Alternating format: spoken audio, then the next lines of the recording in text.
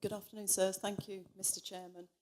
Just by way of context for the new committee members, this is Patrick Smith, who's the Director of Financial Audit, and each year we undertake 42 entity audits as well as an audit of the consolidated entire public sector expenditure and income.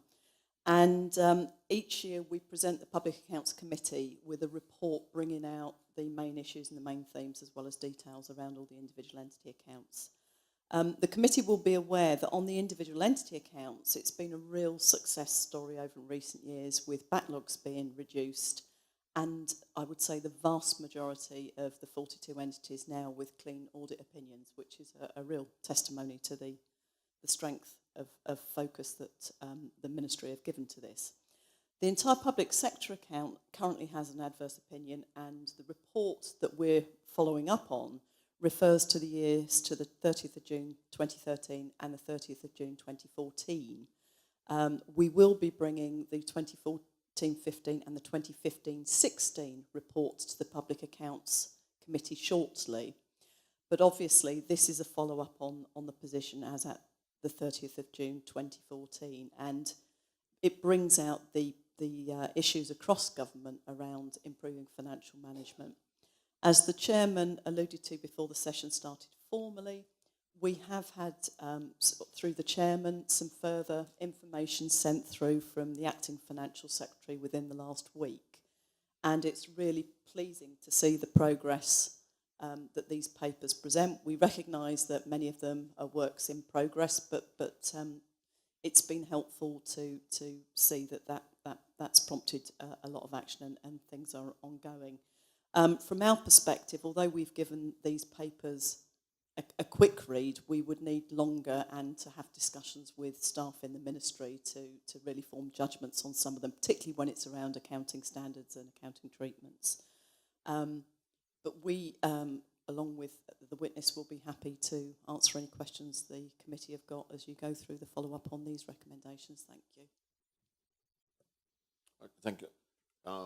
With the permission of the committee, you have any questions on the report, or we want to go straight to the update that Ms. and Mr. Harris? Okay. I did have a question on the report prior to receipt of this, but I can proceed to ask questions based on this new update. All right, but what I would suggest then is that Ms. Ann, you lead us through the continued stuff in relation to what, because you have it presented according each recommendation should be as follows. Yes, thank you. Progress that has been made by our ministry since our June meeting with the Auditor General's office include we have drafted a public finance manual. And we have it's a work in progress. We still have a lot of work to do. When the government made amendments to the Public Management and Finance Law back in March 2017, we put the requirement of this manual in the law to help primarily to clarify roles and responsibilities for mainly chief officers, chief financial officers, Minister for Finance, Financial Secretary. And our intent is to expand the manual so that it provides a comprehensive outline of the roles and responsibilities, and that it can be used as a guidance for CFOs when they're interpreting legislative requirements and using it also to explain what CFOs are required to deliver. We issued part 1 of the manual to chief financial officers, and they were to give us feedback 2 days ago, and so we're going to go ahead with part 1, publishing that, and then proceed with the parts 2 through 4 working towards completing those by the 30th of June 2018.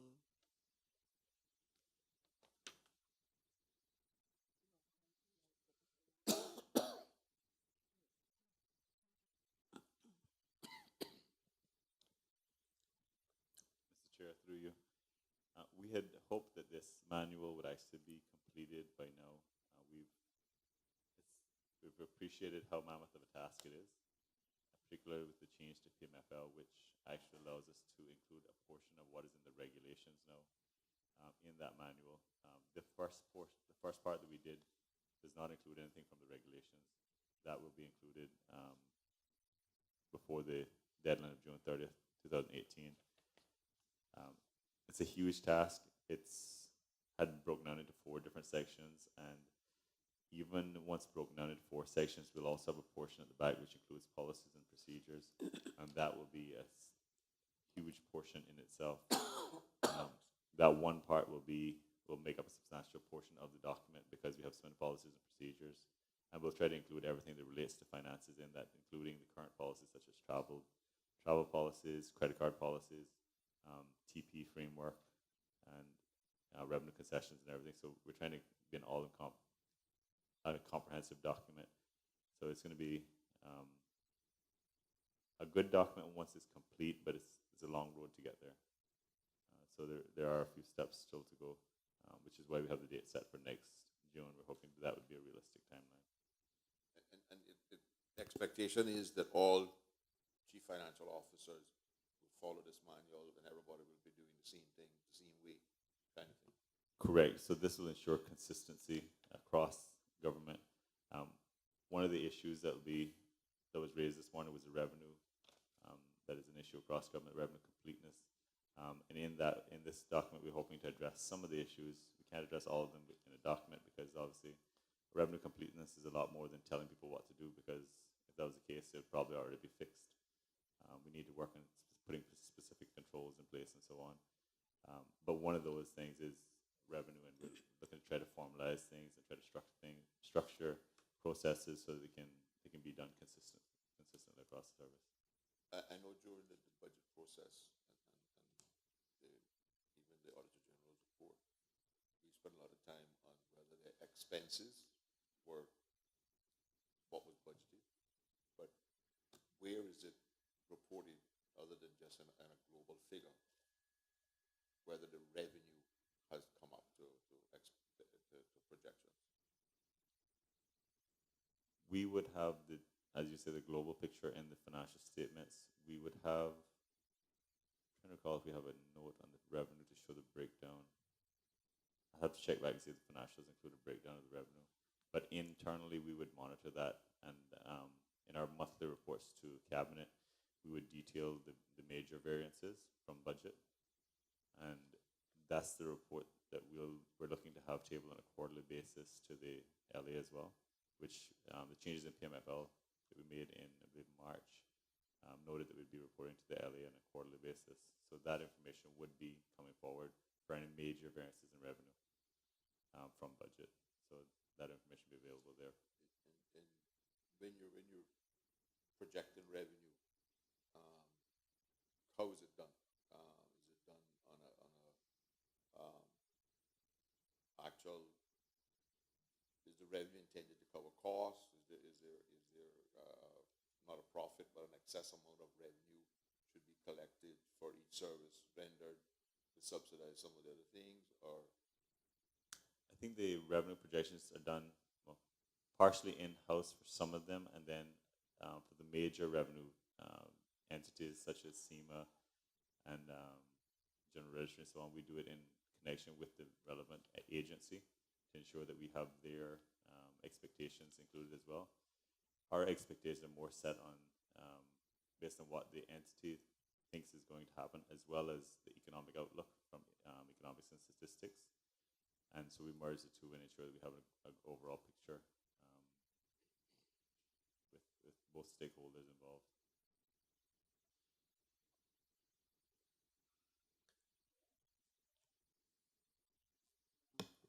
Just thinking a while ago, the new public authorities bill Does that help in any way in terms of making your life easier in terms of dealing with the statutory authorities for this exercise?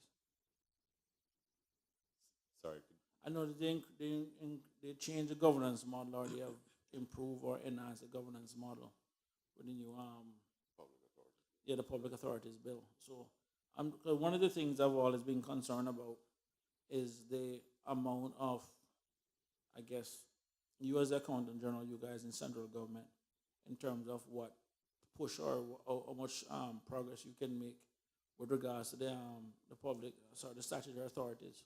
So I'm asking now if the bill that we recently passed in that regard, where we increase the governance, if that actually helps you guys in terms of getting this information much together or have a more coordinated approach.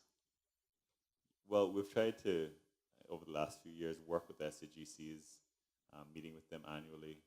Perhaps we can look to do some more frequent meetings. But having the public authorities law in place will help, definitely with the governance. But it's something that we've tried to work with them on a regular basis anyway, and they're quite willing to help. So that'll do a lot towards mandating that we work together. But we've tried to maintain a good relationship as it is. So in regards to governance, it will help. But it's something we've tried to work on in the past as well. Okay. No, just to kind of put, I guess, my concerns in context.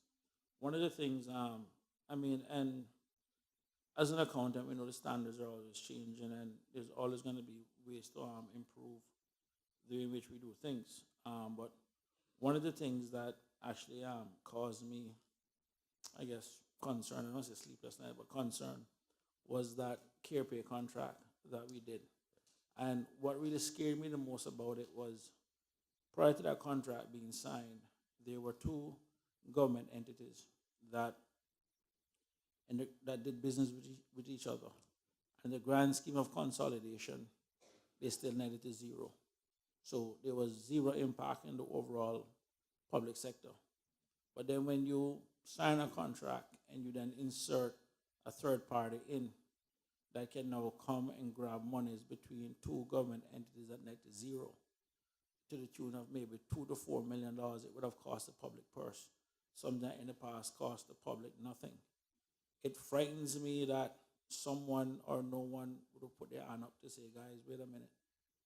It's just still two government entities. You know what I mean? So we need to make sure in terms of the processes and the procedures that we put in place, and also then the governance model that we put in place, don't prevent these kind of stuff, basically prevent these kind of stuff from happening, especially where government entities are concerned. Because that, again, for me, and I don't want to overly belabor this point, but it scares me when we allow politicians and different people to drive different processes that serve a different reason and not the public's reason.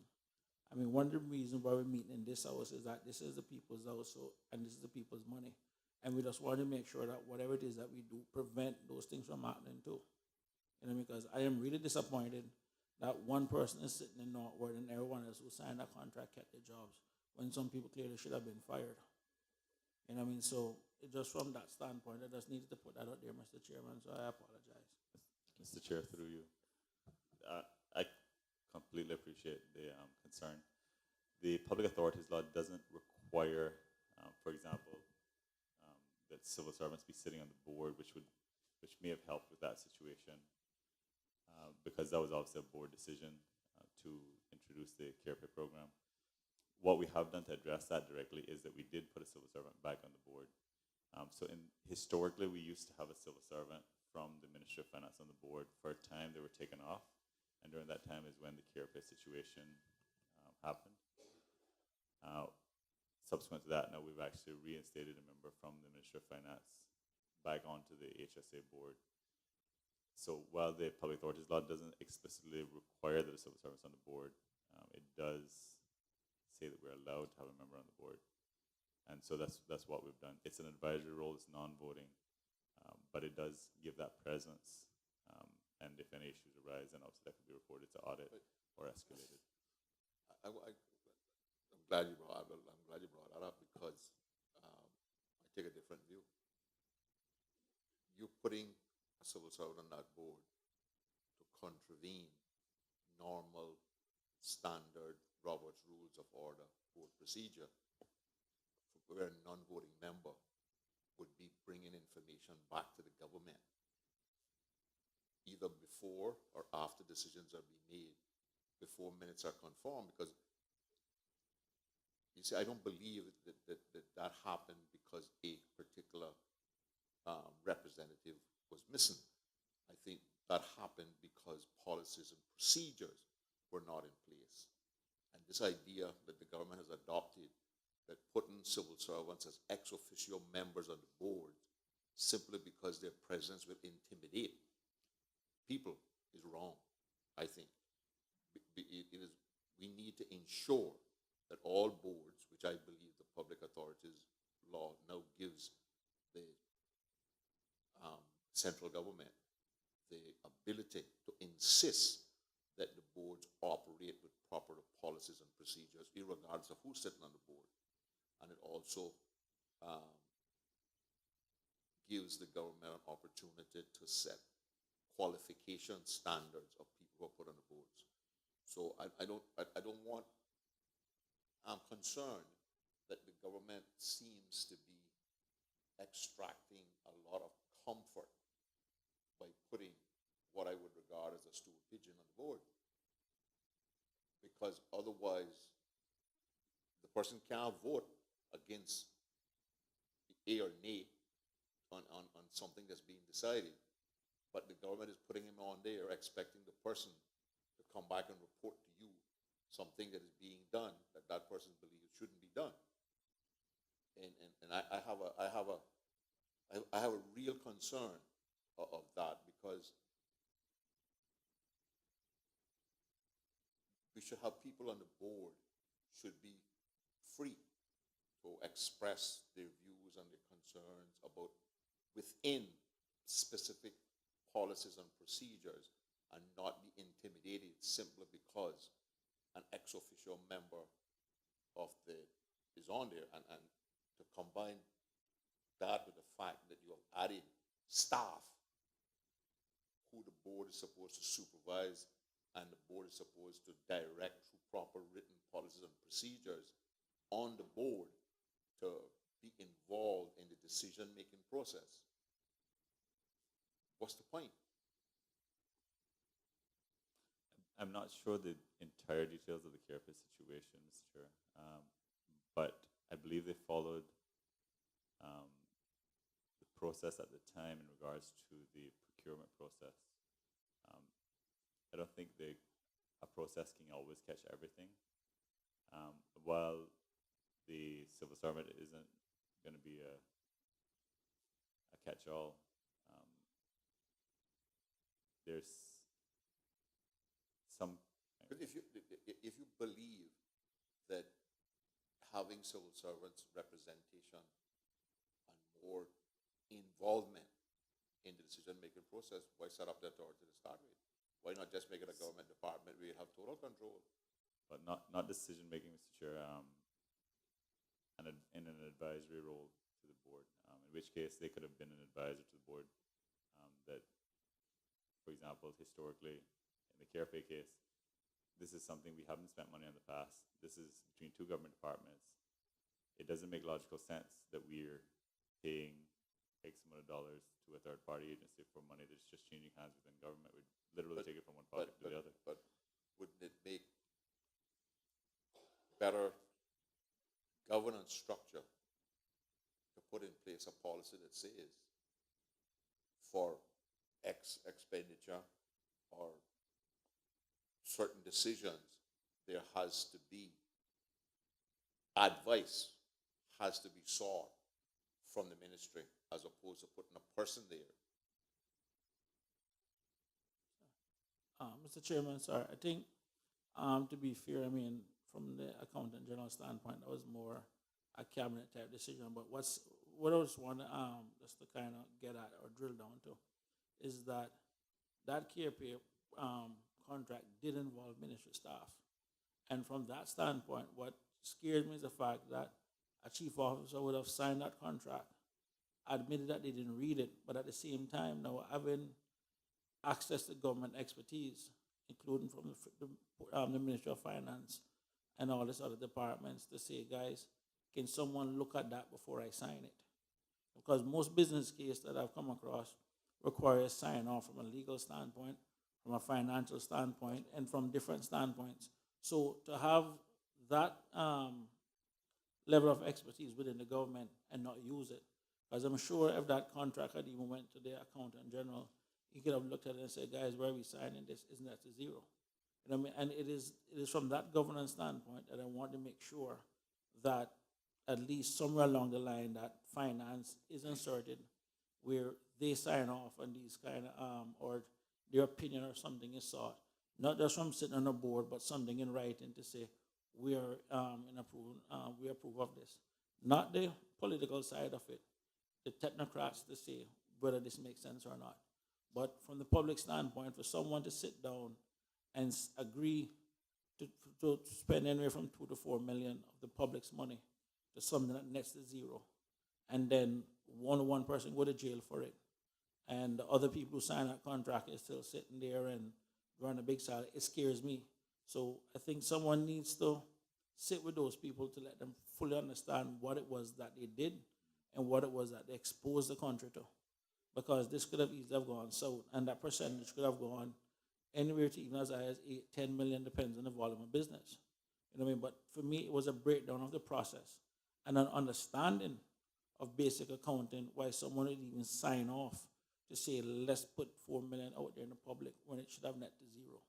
So we just want to make sure from a governance standpoint, and you guys have the expert in terms of that. And I noticed when I was on the HSA board, you had the financial services, the financial secretary or his nominee sitting on the board at the time.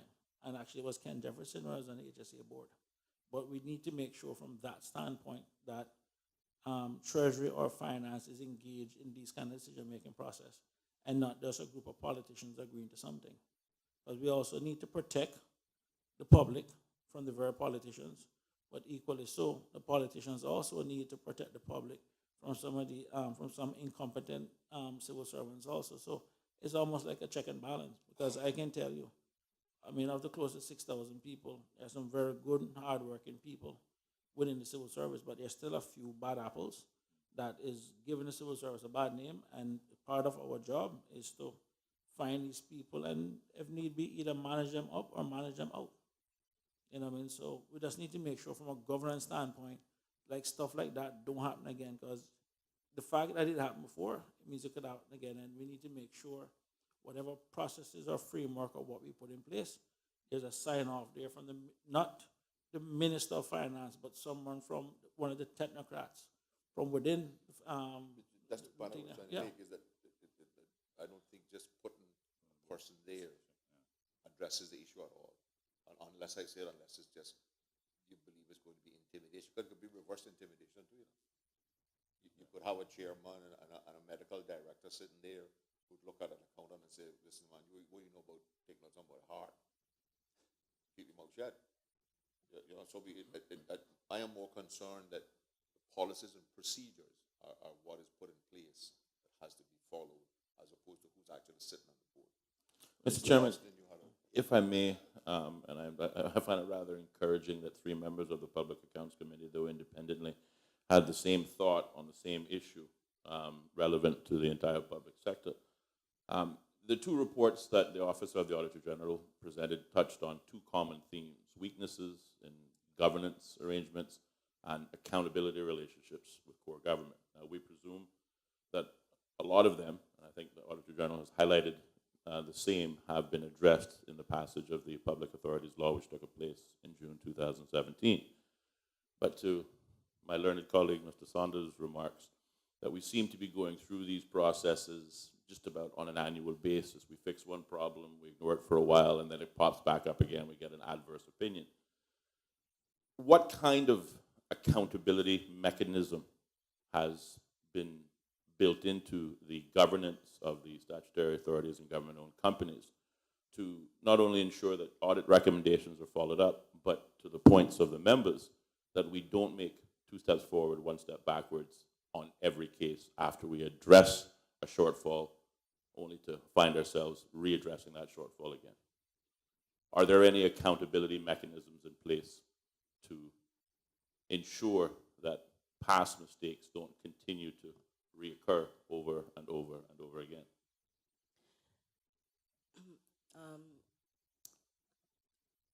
I know that the Office of the Auditor General will conduct performance audits on statutory authorities, and I'm not sure if they are required to come down to the LA to explain any weaknesses or findings, but that's one area of accountability that I'm aware of.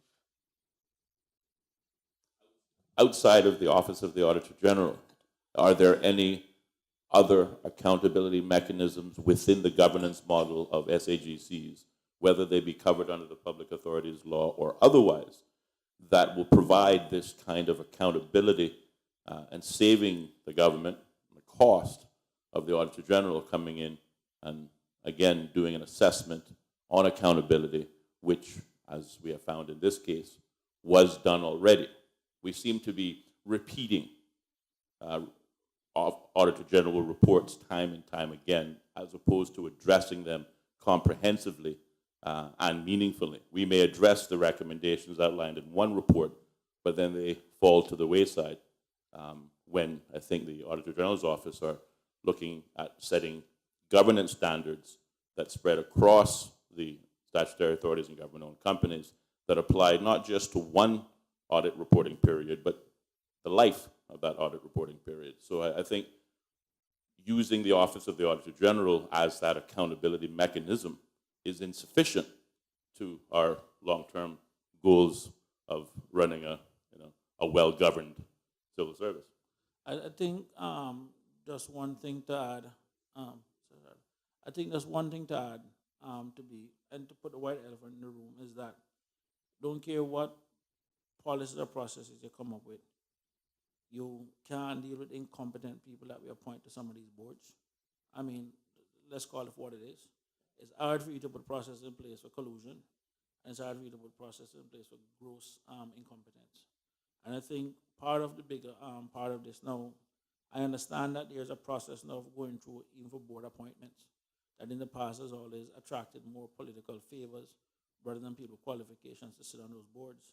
So I think it is from that standpoint or in that light. And I think one of the recommendations that I heard batting around is that on some of these statutory authorities is that we start having more training for people to understand that you're running an organization that deals with tens of millions of dollars. And some of the people that are appointed on some of these boards, I wouldn't even trust with lunch money. And I'm being honest. You know what I mean? So it's kind of a bit unfair sometimes where you have incompetent boards making stupid decisions, and then the civil servants need to find policies or procedures in place to prevent these stupid decisions being made. So I think there's one part that we need to accept, that you guys have to catch certain things, but we also know as politicians, when we do recognize the Muppets that get appointed to the board, we need to get up and say, wait a minute, why is that person on that board? What is this person's qualifications? And unless we're willing to call some of that out ourselves too, we need to accept some responsibility. Because, and I can tell you straight up, and just want to serve notice, for people who may be taking government appointments, think twice. Because I will call you out if I don't think you belong to be there and make you popular for the wrong reasons. So some of these people just need to scare them off of these boards. So think twice before you take that monthly stipend. And the point I think the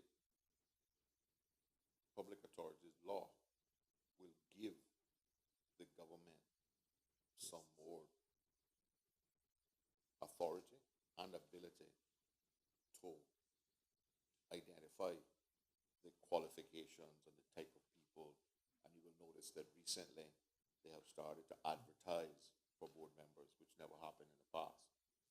Because we really need to get past whoever's in government putting the same 6 people on every board in government. Right? And part of the Public Authorities Bill 2 also will allow some direct, I want to say this carefully, some direct control over conflicts of interest. Because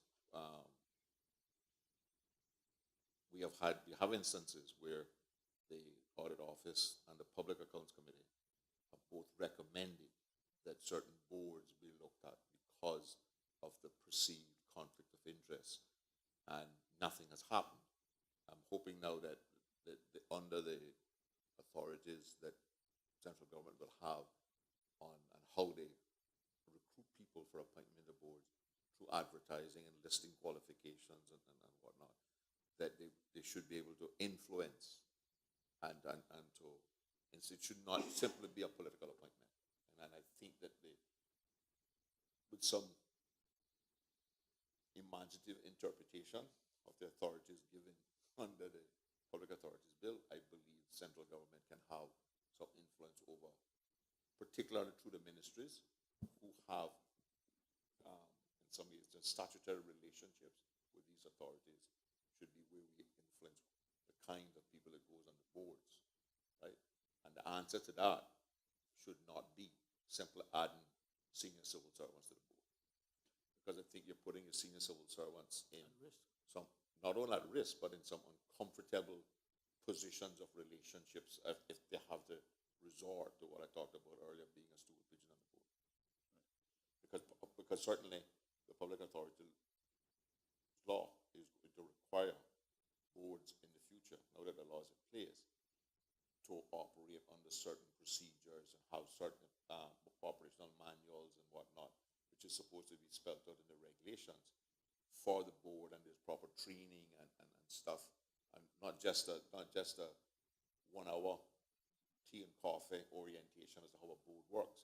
But when somebody becomes appointed to a board, they should get a manual that tells them how the board functions, how decisions are made, what their involvement should be, etc., what the conflicts are, etc., etc. So we will be watching the regulations that come out under the Public Authorities Law. And our strong recommendation is that those kind of things be included in the regulation. Thank you, Mr. Chair. Going back for a moment in regards to the appointment of a civil servant for the Ministry of Finance onto the HSA's board, I think we envisaged it would be a catch-all. It wouldn't catch everything, obviously.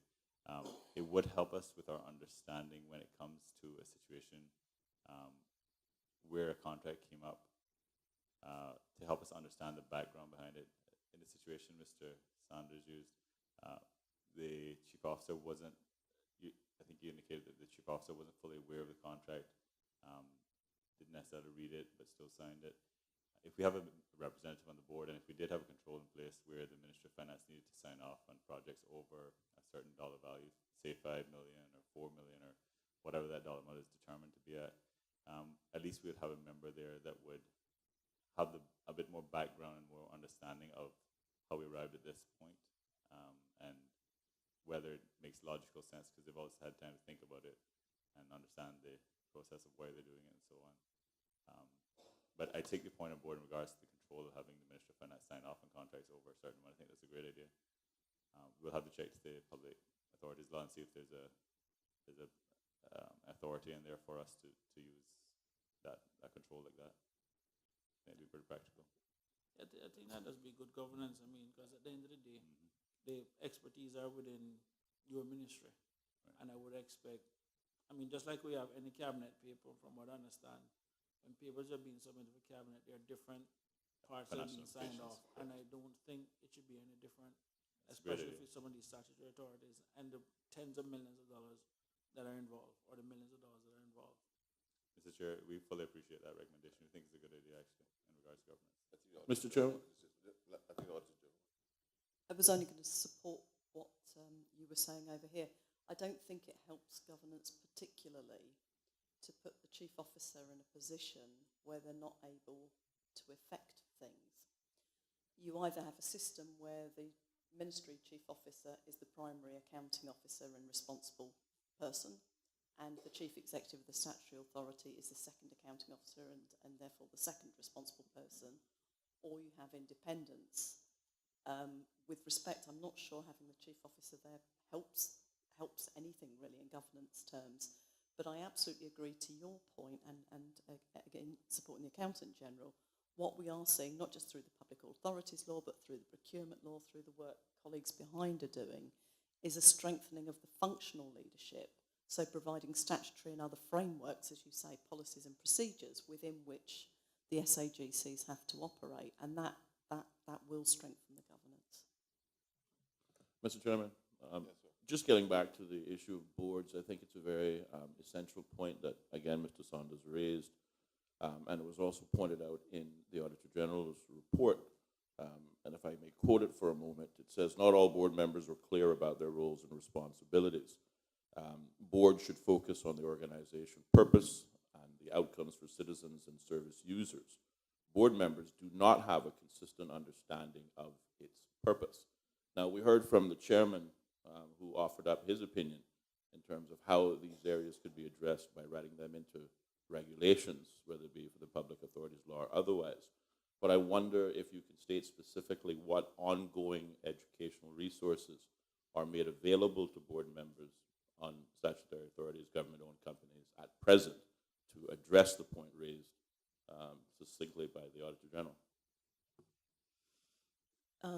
I am aware that the Public Authorities Law requires an orientation for each board member. And so I believe that is now currently in place. I think that's the point that Mr. Miller, Mr. Chairman, made. We are used to the standard one-day orientation. Here's your day on the job. But what consistent educational resources are made available, whether it be by way of a manual that clearly articulates these roles and responsibilities? Because the point that is made over and over again in the Auditor General's remarks is that the boards do not know what their function is. The boards have been known to make decisions that perhaps may be outside of its remit, perhaps decisions that are operational matters are being made by the board itself. Again, all of these things play into simply not knowing what your purpose is, and a one-day orientation on your first day on the job is simply not sufficient to the needs, I believe, outlined by the Office of the Auditor General.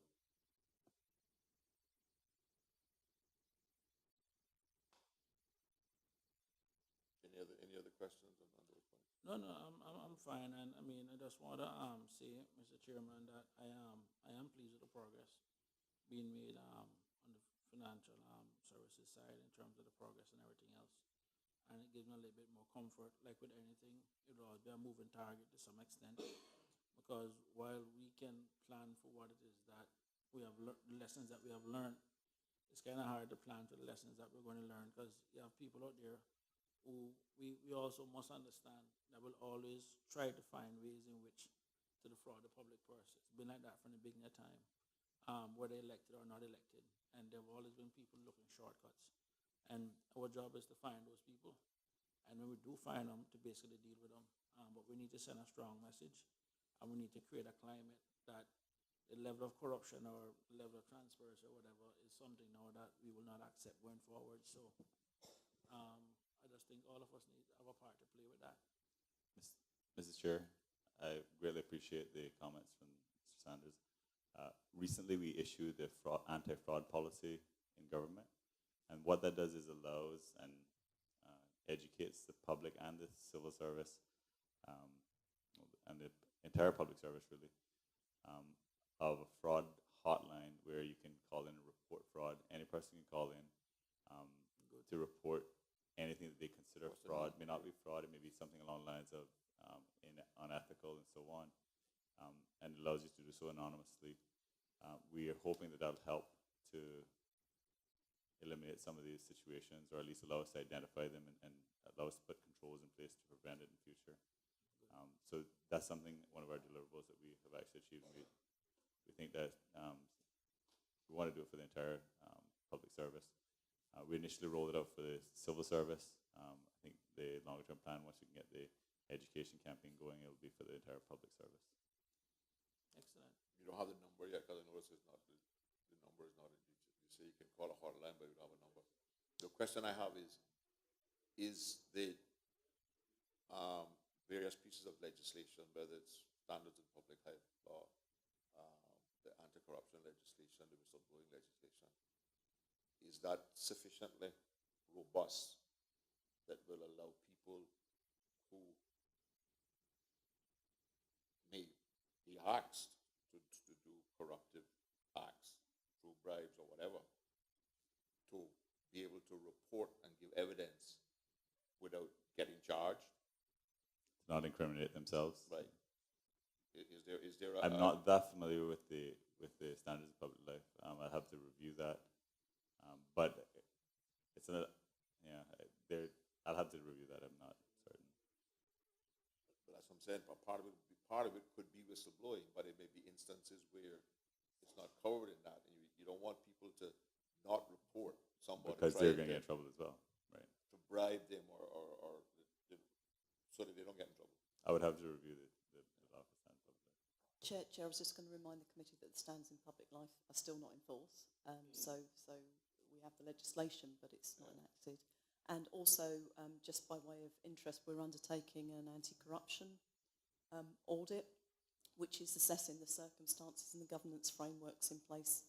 And audit offices around the world are being encouraged to do this, so we'll present that to you, and that will provide some useful context in due course. So, Mr. Chair, just going back for a minute, you were asking about the phone number. It's actually, government has a website which allows anyone to go to report the fraud or The Russians might hack that and get my IP address. there's a possibility. So we have a website, and on that website it includes the various policies, because it wasn't only an anti-fraud policy that was issued. And I'm looking at my phone because I'm looking at pulling up the website. There are a number of other policies we issued at the same time as anti-fraud policy. So there's anti-fraud policy, there's a code of ethics and code of business ethics and conduct. There's a policy on offering and receiving hospitality, entertainment of gifts, records and information management policy, and then the whistleblower policy. All of those documents are available on our website at www.fraud.gov.ky. There's also the hotline number that's reported there, and that hotline goes to South Africa, so it's not a local person, and you're not going to be identified by your voice or anything. It allows you to report by email if you feel comfortable to do so, or go to a website that allows you to remain anonymous as well. A number is given so that you can, a reference number, so that you can actually follow up on the situation to see how it's progressing without being identified as well. So that's all in place, and it's on the website and active. We have training set up. Some people have started the training, and it's something that we're going to be including in the orientation for all new civil servants as well. So you should have less stuff on your windshield now. I can't vouch for that, Chairman. You'd be surprised. You'd be surprised. I just got a document that frightened me. I'm not quite sure what I can do with it yet. Hey, phone on your windshield? Huh? Another document on your windshield? Yeah, with some strange, far out population projections. Any other questions? I think it's well, just as a chairman, but I think the committee can say that we appreciate the efforts that are being made, and we're comfortable that we're working together, and we're all not only all now in the same church, but we're sitting in the same pew, right, trying to get to the same goal. So thank you all for your support. Continue the hard work. Make sure that you look after yourselves, because we don't want to anything to happen to you, so that we lose all of this expertise that you have gathered over this exercise of bringing this thing up to scratch. So take your vacations on a regular basis. If it's no more than going to Rum Point, even though it looks like today you had to be worried about motorbike running you over on the beach. But I'll have to deal with that in a different forum. Mr. Chair. So thank you all very much. Thank you, Mr. Chair. We'd also like to point out that we really appreciate the assistance of the Audit Office, because they've definitely taken practical approaches to helping us work on things. So we really appreciate the advice and guidance that they've given as well. See, they hacked my phone. I could swear I put this on vibrate when I came in here, just because I mentioned it. Okay, well, I guess we can, yeah. Well, I think the AG is leaving now, and Mr. Wahini is coming down, no? So you're leaving now, and yeah, so we will. Oh, okay, all right. Oh, well, you might be finished by then. Yeah, bring it up, Mr. Jones. The next no, you can stay, man. You can stay, man. You don't like our company, or what? Boy, I tell you. All right, you're busy. Okay. Yeah. And when you get to this 2-year budget, I don't know what you're gonna do. But you're gonna have to do it every 2 years, apparently. Yeah, yeah, you get it. You get it. You'll soon be able to take it. You'll soon be able to take a year off. The next report is we're looking at the Minister of Commerce planning on the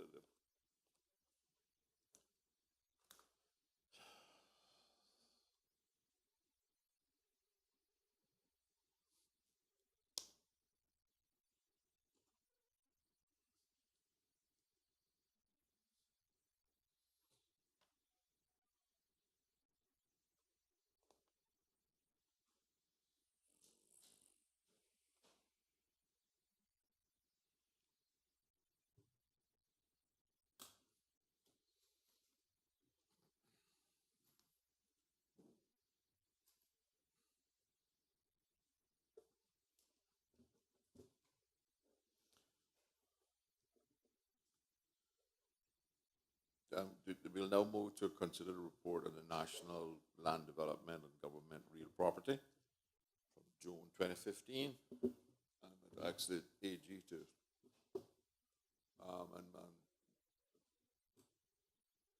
thank you all very much. Mr. Jones, thank you for coming. When you speak yourself, you can introduce your team for the record, please. I'll ask the AG to make a few introductory remarks. Thank you, Mr. Chairman. As you say, my office published this report in June 2015, and the previous Public Accounts Committee took evidence on the report from July 2015 right through to June 2016. Based on the government's response to the recommendations made by the PAC in October 2016, we assessed that the government had made some progress and therefore marked it amber. But of course, this was a particular report where, somewhat unusually, the government didn't necessarily agree with all the recommendations. And as you'll appreciate, the main recommendation from the report was that the government comprehensively update the development plan for the Cayman Islands, which statutorily is required to be done every 5 years. At the time of our audit, the development plan had last been updated in 1997, and that remains the position, so I'm sure we'll look forward to an update this afternoon. Okay. Again, Mr. Jones, the first recommendation was that the development plan of the Cayman Islands should be comprehensively updated. The area approach suggested by the Public Service Review is worthy of consideration as an approach to the task. The Auditor General, the government response in the government minute in October 2016 was that the government accepts this recommendation and agrees that a review of the National Development Plan for the Cayman Islands is overdue and required. However, the government, when balancing other matters of urgent priority against existing available resources, was left in an unfortunate position of not being able to fund the review at the time of the recommendation. However, such a review remains a priority for the government. At the time of the Auditor General's review, the Auditor General reports no progress was made. The update states that due to lack of resources, the recommendation has not been taken forward, but remains a priority. It does not specify when the resources will become available to act on this. Can you give us an update and tell us what processes you have gone through in order to determine that the resources was not available? Good afternoon, Mr. Chairman. Good afternoon, members. Alan Jones, Chief Officer, Ministry of Commerce, Planning and Infrastructure. I have with me the Director of Planning, Mr. Haroon Pandui, my Deputy Chief Officer, Mr. Tristan Hides, Mr. Rupert Vasquez, the Director of Lands and Survey, and Ms. Ruth Massarella, who is the Acting Chief Valuation Officer in Lands and Survey Department. In answer to your question, sir, yes, the comments that you read out there were those that the previous minister gave. In relation to an update, I'm pleased to inform you that I spoke with my new minister upon him taking office, reminded him of the legal need for review of the plan.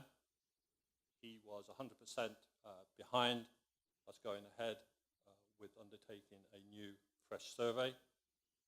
I subsequently wrote to the Executive Secretary of the CPA in June 2017, requesting that consideration be given by the CPA at its next meeting as to whether they were inclined to initiate a fresh survey, as is provided for under Section 10.1 of the Development and Planning Law.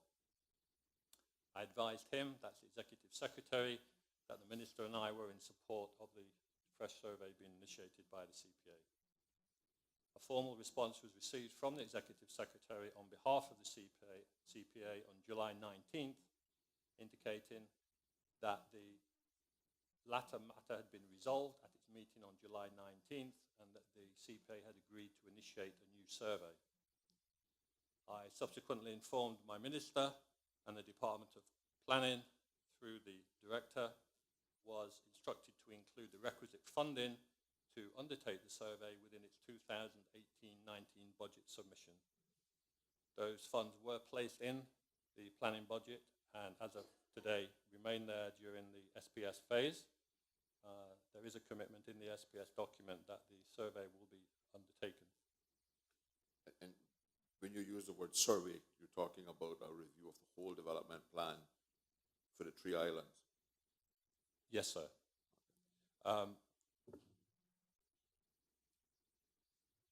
Excuse me one second. Sorry, sir, I'm just reminded by the Director of Planning that there is no development plan for the sister islands, only for Grand Cayman. One other thing, it's about time to have one.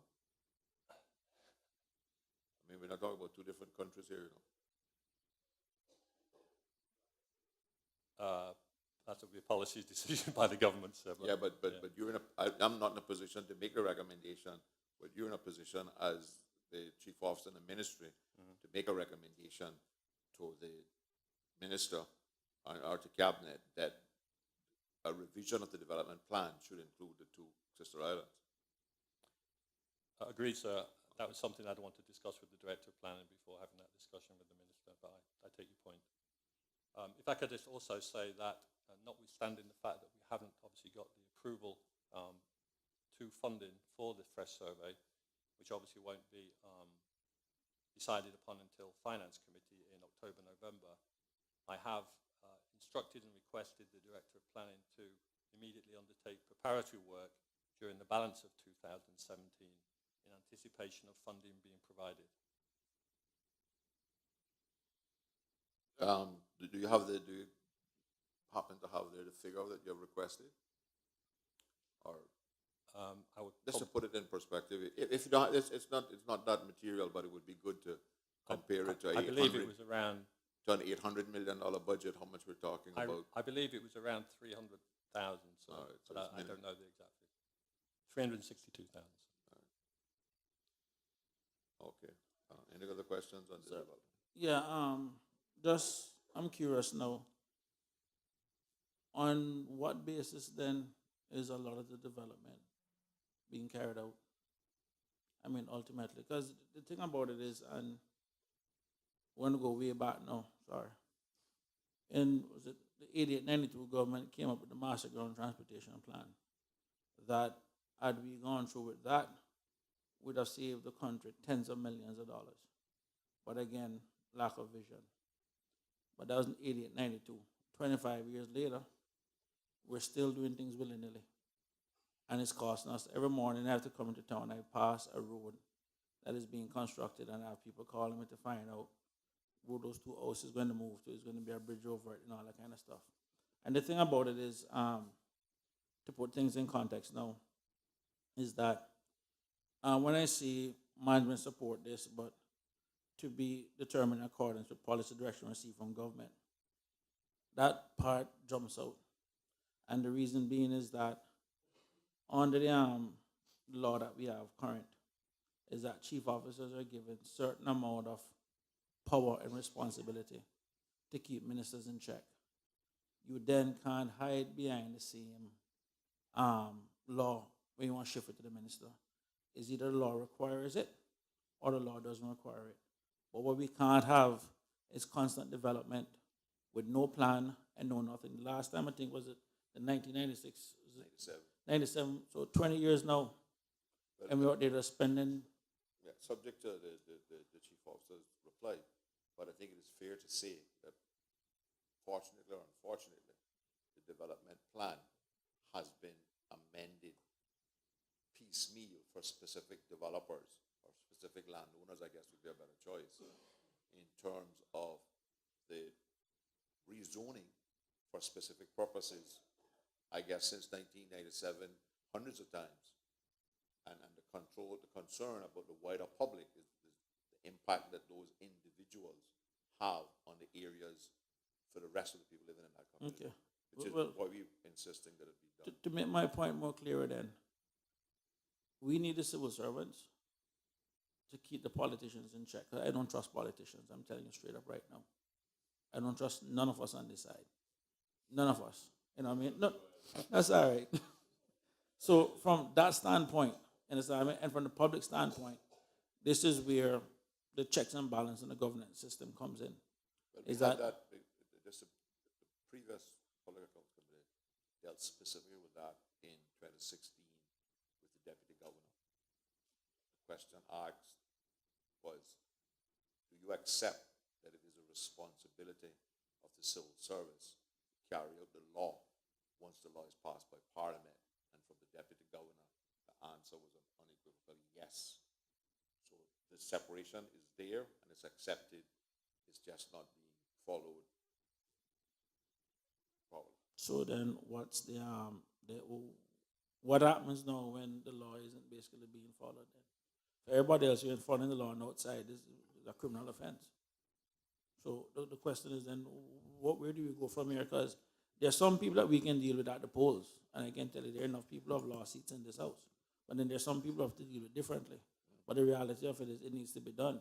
And no disrespect, Mr. Miller, I guess myself and Austin and maybe Bernie to some extent, we are the newbies on the block. And I can tell you, it's a different mindset we're coming with. So it's either you get what you need to get done, or... But I think that in further that discussion is just like how certain statutory requirements, civil servant salaries, MLA salaries, right, is a given that it goes in the budget, right? When you have obligations that are required by statute, they should be budgeted for. And cabinet or nobody else should, in my view, has the authority not to provide for the requirements of the law. It is beyond me how this has been allowed to continue all of these years without somebody asking these questions and putting their foot down. Well, And say it must be done. Mr. Miller, I just want to make one thing clear. I accept that we work under the Westminster model of governance, and the executive comes from within the legislative. So in essence, the executive will always have the majority within the legislative once they've agreed something. I've accepted that. And I've also accepted the old saying that the minority will have its say, but the government will have its way. I've accepted that too. But here's what people also need to accept, is a little say that we in the minority, quote unquote, the opposition have, is going to be louder than it was previously. So I'm just putting everybody on notice right now. If you don't do your jobs, I got Mike, I got news people listening, I've been getting messages about it. I'll embarrass a lot of people inside if they don't do their jobs. So I'm going to tell you right now, get your job done. It's not going to be pretty. It's going to be a rough 4 years. I think that this is probably, it certainly is the most glaring example of statutory requirements being ignored by successive administrations. And not only being ignored, but I believe being deliberately circumvented, partly because the CPA is not requiring the things that need to be done by, such as reviewing the whole thing, because it is often convenient to be able to make changes based on specific applications. And I think that opens the door for things that none of us want to see happen. Sorry, Mr. Chairman. With regards to the CPA, I mean, let's call it what it is. We have had too many people with too many conflicts sitting on them board and nothing has been done. And that's the reality of it. I mean, the Auditor General has made it perfectly clear. You have people sitting there that shouldn't be sitting there. And what has been happening now is that people have basically been able to usurp the will of the people and have their own checks and balances to their own convenience. And the reality of it is that needs to finish. And that is one of the things that have been killing progress in this country. Because the minute you don't plan for something, it'll end up costing the public more. And what people need to understand is people get rich from government bad decisions. Don't believe it's someone isn't benefiting. And what we need to start doing is follow the money trail. And this has been one area in Cayman that has had the most corruption, political and everything else. From roads being paved, what being done and all that kind of stuff. You got equipment still sitting in a brat that needs to be over here, which is a different committee for a different time. But this is one of the reasons why this is something that's near and dear to me, because this is where traditionally the most corruption comes from within the political process that needs to be dealt with. So I just want to make it, since it's the first public one, I'm putting it out there right now, that it's going to be a long 4 years if we continue business as usual. Mr. Chairman, I have a question specific to the Auditor General report on, I think it's bullet point number 9, and it's a question. If you're working our way down. You're working your way down? Yeah. We're did 1, 2, 3, 4, 5 right on there. Yeah, no problem. Any other questions on, so, we can look forward to all possible efforts on your part being made to make sure that we have a review of the development plan within the next financial period. Yes, Mr. Chairman. That's just 2 years. I can say that we've done everything we can, pending the obviously going to Finance Committee and the budget. And I can also give the committee an assurance that as long as planning sits within my ambit, that we will be making sure that the Minister at the time is well aware of the legal requirements to renew the survey at least once every 5 years. Okay, let's move on to recommendation number 2, which has to deal with the idea of crown lands below the high water mark included in national development plans. And the government does not agree, and does not entirely agree with this recommendation, was what was in the government minute. Can you tell us what entirely means? I mean, are you talking about that do you feel that near coastal should be included, or canals, for instance, and inland lakes, whether those can be included in development plans, or we're not too worried about the 200, the fringes of the, but we have a 12-mile limit now, no? Mm-hmm. Yeah. But certainly, I believe that certain stuff need to be done in terms of public use and common use of canals and stuff, which I believe under the current plan still remains individual parcels owned by individual lots, as opposed to some kind of common ground that can't, the guy in front of my house, between me and the sea, can't put up a fence around his property and stop me from getting to the sea. Yes, Mr. Chairman.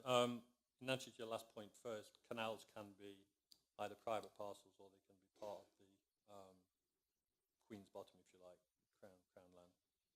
It depends on the circumstances. But by way of an update, I think our initial concerns were how we, and you hit on it there in terms of how do we define it, how do we define the limits, and how do we bring it into the planning environment. I'll probably ask the Director of Planning to fill you in a bit more detail on the technicalities, but just by way of some introduction, as was promised, a request was made by me to the Director of Lands and Survey in April 2016 to set up a committee to research and review this matter and then report back. Towards the end of 2016, that report was received, and there have been ongoing discussions since then between officers with a view to reaching a consensus of the recommendations to be put to Minister, Caucus and Cabinet. We are at the position now that we are waiting on meeting with our new Minister to put to him our recommendations. I believe that meeting is due next week. It was due anyway before the committee called this meeting. One other thing I would say is that the introduction of the public land law in 2017 was also utilised as a means to start addressing this issue, since public land, which now is controlled through the Land Commission chaired by the Chief Valuation Officer in Lands and Survey, monitors and grants licenses for the use of all Crown land. The public lands law makes it clear that that land that to be managed by the Commission extends to 12 miles, i.e. the territorial limits of the Cayman Islands. So that's the first step.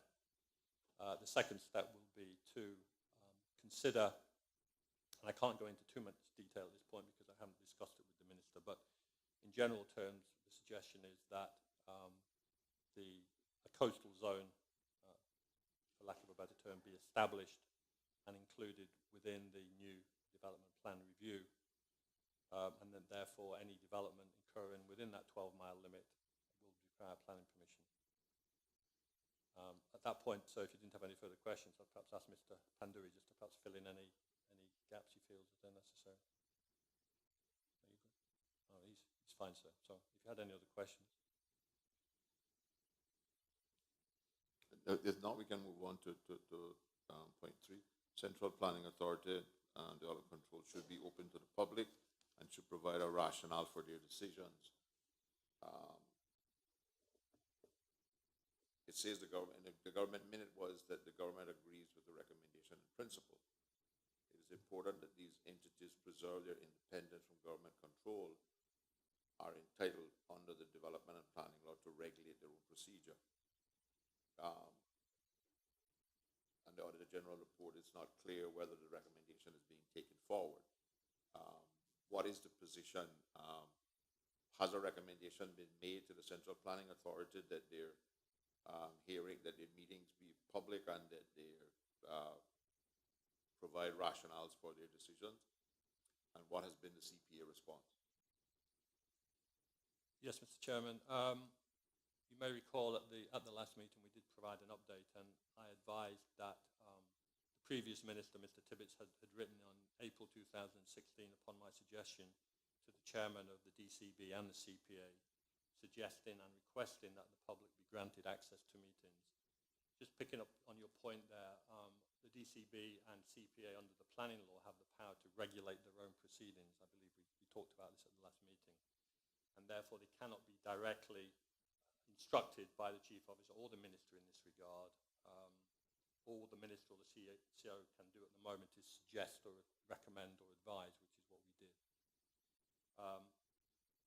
The Executive Secretary advises me that the revised rules and procedures for public attendance are now posted on the Department of Planning website. That planning access is available. So public access is available. And that new letters have been sent by the new Minister by way of a reminder requesting both chairmen to provide an update to the Chief Officer on the public access issue. As of today, sir, those replies are still outstanding, but we expect them within a short period of time. So in essence, the recommendation has been taken on board and is being actioned. But the Executive Secretary could perhaps speak more to the... I guess my first question is, does the Central Planning Authority fall under the Public Authorities Law? Public Authorities Bill or not? Because you see, I think that when it says that they can regulate their own procedure, that has to do with how they meet and when they meet. But I don't think that restricts the controlling body, which is the Ministry, or the Department of Planning, whichever one it falls under the law, from directing them that the meetings will be public. I think that little caveat in there about their own procedure is to deal with much minor details, you know, where the secretary sits, where the chairman sits, and who acts when the chairman isn't there, and stuff like that. But I don't think that should restrict the ministry from making a policy decision that the CPA meetings will be public. In answer to your question, sir, the Public Authorities Law does not extend to CPA or DBA. That is what we are advised by the legal department. However, I understand that through the Deputy Governor's Office, a legal opinion is being obtained, not only in relation to CPA and Development Control Board, but other boards as well. It's a question, I think, of a drafting interpretation issue. But I believe I can say that it was never intended that the CPA and Development Control Board be caught by the provisions of the Public Authorities Law. The Public Authorities Law in itself, as you will be aware, only provides the ability for the Chief Officer to have oversight of the relevant statutory authority in any event. But I believe in this case it's not applicable because the law doesn't extend to the CPA or the Development Control Board. Having said that, as I say, both myself and the Minister have made it quite clear to the Chairman through the Executive Secretary, and say the Executive Secretary advises me that the response has been good and that the rules and regulations relating to public attendance are now posted on the Department of Planning's website. And what are those rules? I'll have to hand you over to the Director of Planning on that one, sir.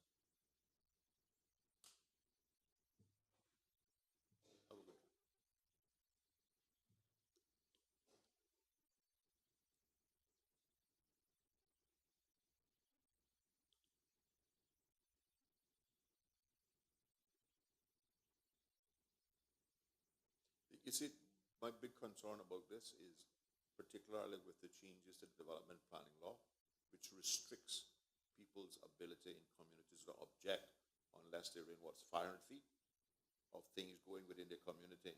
If they can at least go to the meetings or the meetings are public, while they might not be able to participate in the meeting and the decision-making process, they certainly can get information as to what's going on in their community. And that is very important for communities like my own and East End, which want to maintain a certain ambience about it from the community and our constituents' point of view. No, I would agree, Mr. Chairman, and I have to say, for the record, that myself and the Minister are in favour of public access. I always have been in favour of public access. So, Mr. Chairman, just to be clear, Let Mr. Yeah, no. what the rules are first. So the public can get access to the Yeah, meetings. we're trying to find out Yeah. now. Thank you, Mr. Chairman. Haron Pandey, Director of Planning. The rules that are published speak more to the public's interaction at the meetings, and they really seek to address this issue between attendance at the meetings to view the occurrences at the meetings and your right as an objector to be heard by the Central Planning Authority. So the rules seek to set that out, seek to address issues of potential conflict of interest and the board's interaction, who can speak, etc. Because as you alluded to, that is an important point in terms of there is two distinct aspects to it: the ability of the public to sit, view the meetings, be informed, which is their right to be, and the right of an individual to lodge an objection. To have that objection be considered by the Central Planning Authority and to have that inform the decision of the Central Planning Authority. Okay. More specifically, can I, as a representative for Northside, attend any planning meeting that I choose to come to because I see on the agenda that something is going on in my constituency? Thank you, Mr. Chairman. Yes, sir. And just to follow up on that point, we post the meeting agendas the Friday before the meetings to give everyone an opportunity to see, what's listed for the meeting, to review planners' reports, other agency reports. And again, for both members of the general public as well as those involved with the application to be fully informed. So yes, you can attend the meeting, you can view the proceedings. The limitation now comes on, or I should say, sorry, the caveat comes in terms of your ability to speak or participate in the meeting on the application if you're not previously listed as an objector to the application. And you can't be an objector unless you're within 500 feet of the development. It depends on the type of development. Within the various zones, you've got regulations that govern in notification radiuses, which again, depending on number of lots being subdivided, type of development, if it's an apartment complex within a residential zone, etc. However, outside of that, there are also applications that require newspaper advertisements to be done, which open up the scope of persons who can object to a greater distance. I just want to know, well, so basically they can go, so I mean, that's cool, because I'm as a firm believer. When was that rule changed? The last time I went there, you remember there was an attempt to throw me out? This was your attendance to the meeting, I believe, was last year. Yeah. Yes, sir. This was all put in place earlier this year, Okay. and again to address that issue, to make sure there was a clear understanding between all parties. Excellent. Okay, so any other questions on 2? Now we can move on to 3, which has Central Planning Authority Development Control Board. Well, same thing, open to the public, and that's the one we're dealing with now. My apologies. We Number move on to 4. 4. Register of interest for the members of the CPA and DCP are required by the standards and public health law be implemented immediately. The government agrees with this recommendation and confirms that a register of interest for members of the CPA and DCP have been implemented per the legal requirements of the standard and public health law. But there's no such, the law is not in place, so I'm glad you put it in place, but it can't be because of the requirements of that law, because although Parliament passed that law, 3 years ago, it is not yet enforced. Yeah, Mr. Chairman, point taken. I think the point we were trying to make was that we were utilising the provisions contained within that law or that bill by way of a policy. And that is in place now, people. You have yes, register sir. of interest. The Secretary has advised me that all register of interests are completed for all members. Obviously, there's been a few recent changes with the new appointments following the election, and the Executive Secretary is now completing the register of interest forms for those new members. You've had some new appointments to the planning board since election? That's interesting. I think it's 2 members, sir. Oh, okay. Military secret. Okay, so all of that is and the register of interest not only require him to declare it, but there are requirements for conflicts of interest to be addressed, to be complied with. In other words, it's not good to us having a register of interest unless it has some impact on how members behave depending on what's before the board. Thank you, Mr. Chairman. As you correctly said, yes, sir, the register of interest, all members are required to declare any potential conflicts or any holdings, interactions, etc., that could impact them in providing their duties, as well as the Central Planning Authority for many years now put in place conflict of interest guidelines that spelled out the obligation of each member. If they're in a meeting, there's an application that's coming before them, or someone attends the meeting to be heard on an application that there's a relationship with, or they have a financial or otherwise interest in an application, that must be declared, and the member must excuse themselves from the hearing. Otherwise, that would become a breach of natural justice and lead to some further complications. Is the register of interest public? No, sir, it is not. Why? One for politicians is? As the sort of an opening aspect to it, the registers were completed. That is a matter of ongoing discussion with the various boards in terms of the publication of those registers. Unless the public has access to it, what is the point? Other than, because you, in the ministry, in making the appointment of these members, I would assume, would know the conflicts that exist when they're making appointments. But the purpose of the register of interest is so that the general public would have access to know whether there is a perception that something is not correct. So I would hope that we can get to the next step where it's a public interest. I would agree, sir, and we note that comment. We'll take it forward. In answer to the first point, I would though say that the register of interests as recorded do obviously provide the chairman and the executive secretary with the opportunity to suggest to members when they should recuse themselves if they're not already doing so. But we do take on board your second point, which is it needs to be extended and published. Well, there's been a recent decision, which obviously the chairman didn't exercise his advisory ability, because the decision was reversed based on the fact that somebody on the board was of some relationship to one of the objectors, and the person was allowed to remain. But anyway, so there is, what I'm trying to make is that, again, if it's public and if it should serve the purpose that, I guess you really shouldn't have people on the board at that level who don't recognize their own conflicts. Yes, sir, agreed. We'll take that on board. Obviously, one would hope that when the standards in public life comes into law, that will obviously give it the real teeth.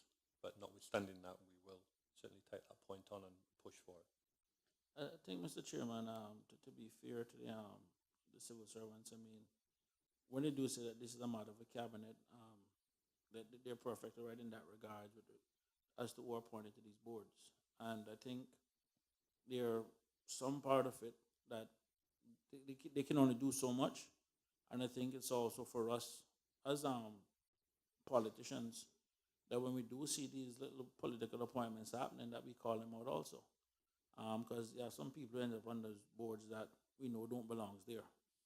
And what we want, at least for me, I can speak for me, what I want people to know, especially with the recent concluded elections, and there are a lot of people running around asking to be on boards, I'm going to ask you to think twice.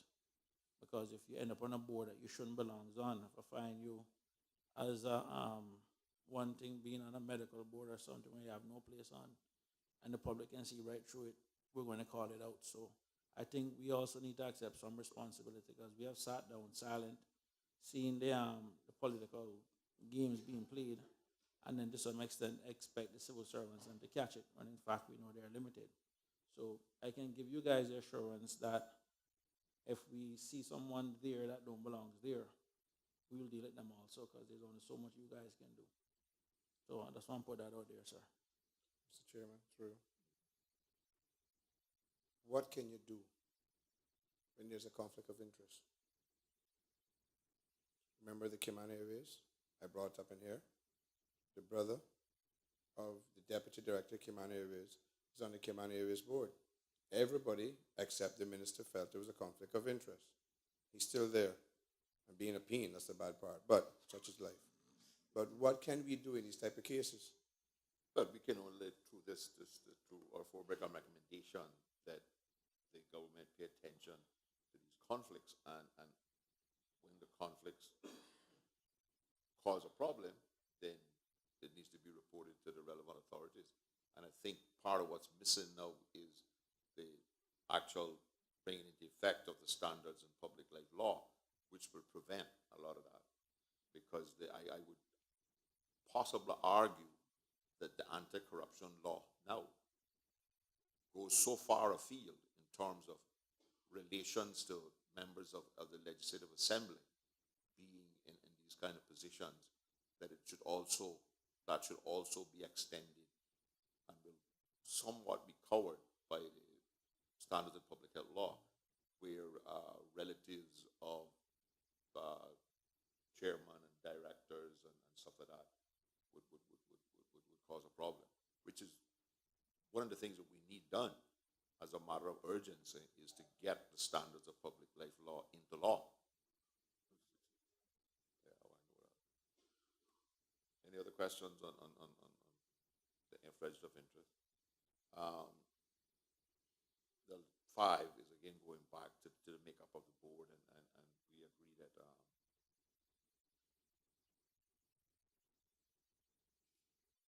getting back to the Public Authorities Bill, you say that you're waiting on the deputy governor is getting a legal opinion, because I was of the view personally that although the title of the law said Public Authorities Bill, it was not, in terms of how boards operate and the standards and requirements of board procedure, was not going to be limited to public authorities set up by statute. And even then, I would think that the CPA is set up by statute, would be covered. I guess we'll wait on the legal opinion, because I am of the view that other boards, in like the immigration boards and stuff, things like that, also need to come under the kind of proper procedures and policies and stuff, and proper orientation and training, and a different method of recruitment of members from the boards than simply political appointments.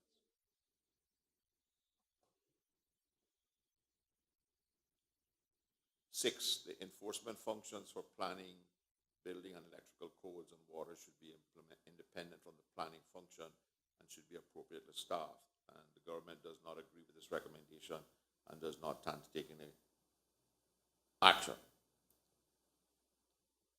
No reconsideration of that opinion? Let me give an example. 2.5 years ago, me and the member for East End reported what we thought was an illegal wall being constructed by the Frank Sound Dock.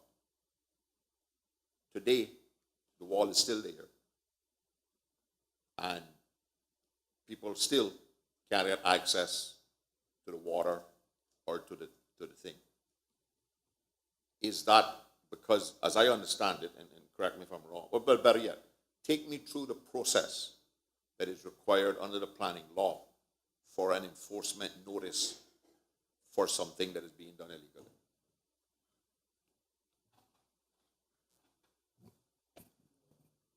Thank you, Mr. Chairman. At present, and I'll just cover the backstop, previous to an amendment that was done last year, the enforcement powers were limited solely to the Central Planning Authority. Sorry, Mr. Chairman. To the Central Planning Authority. Those provisions were changed to move the enforcement provisions to the Director of Planning, so it's now an administrative function. The Central Planning Authority still retains its control over the issuance of maintenance of lands notices. In instances where either through internal department investigations or a member of the public provides us with information, and that is a key resource of ours. And we'd encourage persons in the public who see things that are going on that they believe are in contravention of the development and planning law to report them. We've got various medias to do that. We go out and we'll investigate. If we can determine that yes, the undertaken actions are in breach of the development planning law, we will then issue an enforcement notice under Section 18. That can be followed up by a stop notice in an instance where there's ongoing works that need to be ceased. The offending individual then is served with that notice. Within that period, they have 14 days that they can appeal that decision to issue that enforcement notice to the Central Planning Authority. That's the conflict. Okay. After that, the notice, after 28 days, the notice takes effect. The individual then has a further 28 days to address the breach. Otherwise, the file is transmitted to the DPP's office for a ruling, and if a determination is made that there is sufficient grounds to charge, charges then laid in summary court against the landowner and or occupier. When the appeal is made against enforcement notice to the CPA, what options does the CPA have? And is one of those options negation of the enforcement order by granting retroactive permission? Thank you, Mr. Chairman. Once issued with an enforcement notice, there are two avenues. One, cease the development or operation and reinstate the property, or make an application for planning permission. Okay, let's get back to the wall in Frank Sound. My understanding is that all that was done. It went to the CPA. The CPA, I believe, has given permission to the wall. How can the CPA contravene the setbacks from the sea? Because this wall is in the sea. And why is the wall still there? And it is in a dangerous state in that steel, naked steel, is sticking out of the wall.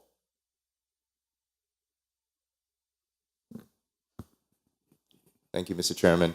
The Central Planning Authority does have the ability under the Development Planning Law to grant planning permission retroactively. We refer to it in the industry per se as after the fact planning permission. So they do have that legal ability to do that. As it relates to the wall in question, the department became aware of the matter, issued an enforcement notice that led to the landowner making the necessary applications for planning permission. That was considered by the board, and certain conditions were attached to that grant of planning permission, which involved removing a section of the wall. The aspect which has delayed the implementation of that is that condition was tied to timing in terms of some development on the site that has not yet occurred. The matter has subsequently been raised with the Central Planning Authority for further consideration. Because you see, here we have the situation where people are being deprived of their right, their prescriptive right to walk the beach by somebody putting up a wall illegally, being served a enforcement notice by planning legally, going to the Central Planning Authority, getting after the fact permission, even though that after the fact permission says, and one of the conditions is that certain portions of the wall must be removed, it is linked to some ad infinitum development that might never take place, and in the meantime, the wall remains in place. Certainly we need to make the necessary changes to whatever regulation that kind of thing is happening on. So at a minimum, the section of the wall that is illegal must be removed within 7 days or some time frame by the. How can the planning board approve illegal construction to remain in place until some other development happens? What section of the planning and development law do they have the statutory authority to do that?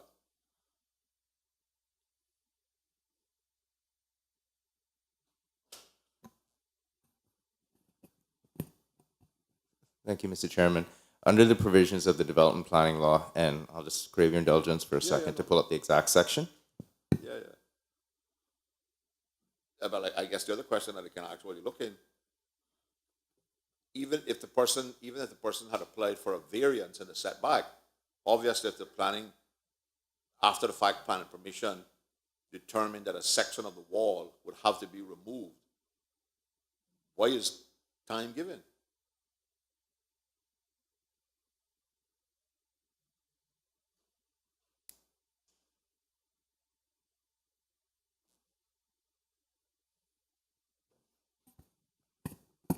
Thank you, Mr. Chairman. The aspect of time, that's a matter for the board to consider in its discretion. Discretion. Yes, sir. And because in granting planning permission, the board can attach conditions to that planning permission, one of which is that certain works either can remain in place for a certain period of time or have to be removed within a certain period of time in conjunction with its ability to grant planning permission for after the fact development. The provisions of the law. Sorry, Mr. Chairman. If they're doing it under their discretion, I recognize the section that they're using. But here's how I believe the public is getting such a disservice. Because the CPA chooses to use its discretion to allow an illegal wall or a section thereof to remain in place, the public is suffering. And the CPA is continuing to force the public to suffer because a development did something illegally. What remedy do I or some other person have to seek redress to that matter? Because although the objection was made publicly, the resolution to the objection to the wall has not been published.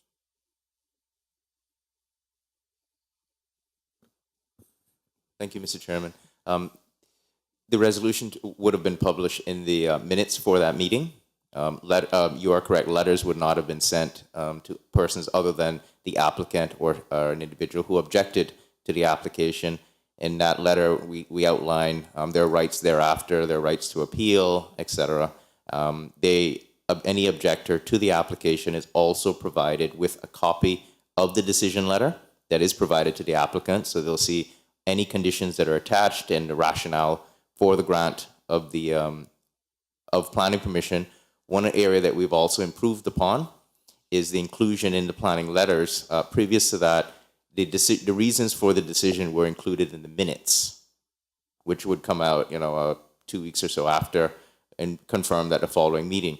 That rationale is now provided in the actual letter to both applicants and objectors, notifying them of the decision, so everyone has that information at the onset.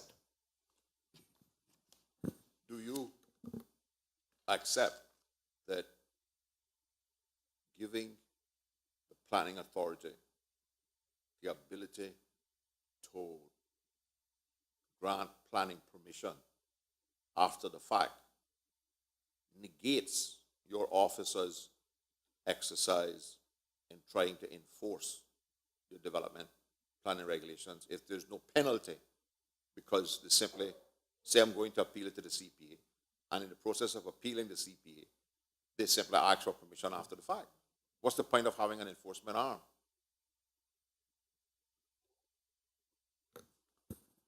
Thank you, Mr. Chairman. Under the current framework of the development planning law, the department charged with enforcing the development planning law to ensure that any development that is undertaken occurs with a grant of planning permission, and that's where the Central Planning Authority comes in, and the development planning law gives them that ability to consider after the fact to decide whether or not they wish to grant planning permission for it. In terms of penalties, the law has been amended to institute a 10 times fee. So whatever the normal course of application fee would be for after the fact development, that is now 10 times. And also the building permit regulations have been amended to address this issue of commercial fit outs, et cetera, that do not require a grant of planning permission, but are being done without a grant of a permit. Those fees after the fact, issuance of a permit attracts a double times the normal fee rate. Would you accept that if your enforcement was a separate entity and the appeal against an enforcement notice was not to the CPA, that your enforcement arm would have greater respect and more effectiveness in terms of people wanting to do the right thing because they don't want to have an enforcement notice put on them?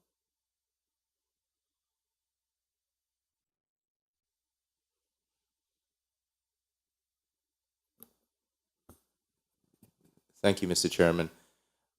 Just a point of clarification, in terms of the enforcement process being separated from the department or from the Central Planning Authority? From the Central Planning Authority. Okay. I'm not as concerned that they are part of the department, but my concern lies with the fact that their appeal is to the very body that they avoided in the first place in doing the legal entity, and that body has this curious ability to grant them permission even though it was an illegal development.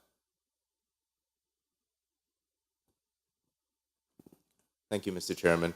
The ability for individuals to appeal to the Central Planning Authority, I will admit, is not perfect, but it was a first attempt to institute that separation. Previous to this, appeals were heard by the summary courts, which led to an issue of time in that an enforcement notice would be issued. The notice would be appealed to the summary court, and in some cases, we've got open enforcement notices that have going on 3 years. Because unfortunately then, no matter if I'm the individual who is appealing the notice, it is then in my interest to drive forward that matter. And obviously if I've got this development that is in situ and moving forward, one could say would not be in my best interest to have the matter brought to court. So again, that was why the amendments to the law were done, to try to remove that from the Central Planning Authority. But again, recognizing the need to always give an individual or an entity the right to appeal, that was set with the Central Planning Authority. One area that is being looked at is possibly removing that not the right of appeal. That would always stay in place, but the body to which the appeal would be filed, to potentially looking at the Planning Appeals Tribunal, which is the very body that looks at any appeals against a grant of planning permission by the Central Planning Authority, to consider that. So that is something that is under consideration. Would you consider that the appeal could be handled more expediently if it was to the Director of Planning, and it also prevented the person from simply getting approval after the fact? In other words, the person, in my view, you should in this particular wall that we just use as an example, because I could give you a much bigger, more complicated one in my constituency, as you are well aware, right? Which wiped out, and he is trying to think about it. In that person, knowingly, because it constructed a wall illegally, he should have an enforcement notice that wall is demolished. And the wall is demolished. No questions asked. He can appeal to you. The reason the enforcement notice said it must be demolished is because he didn't have planning permission. That's a perfect reason. So he knocks the wall down, and if he wants to build a wall, he then has to go to planning permission, and he has to comply with all the setbacks and everything else.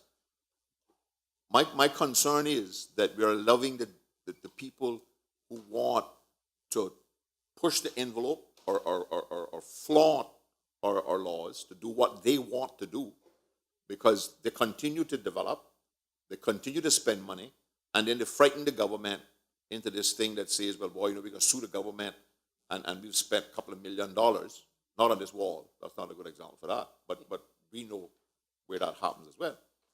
We just had an illegal 12-story building certified.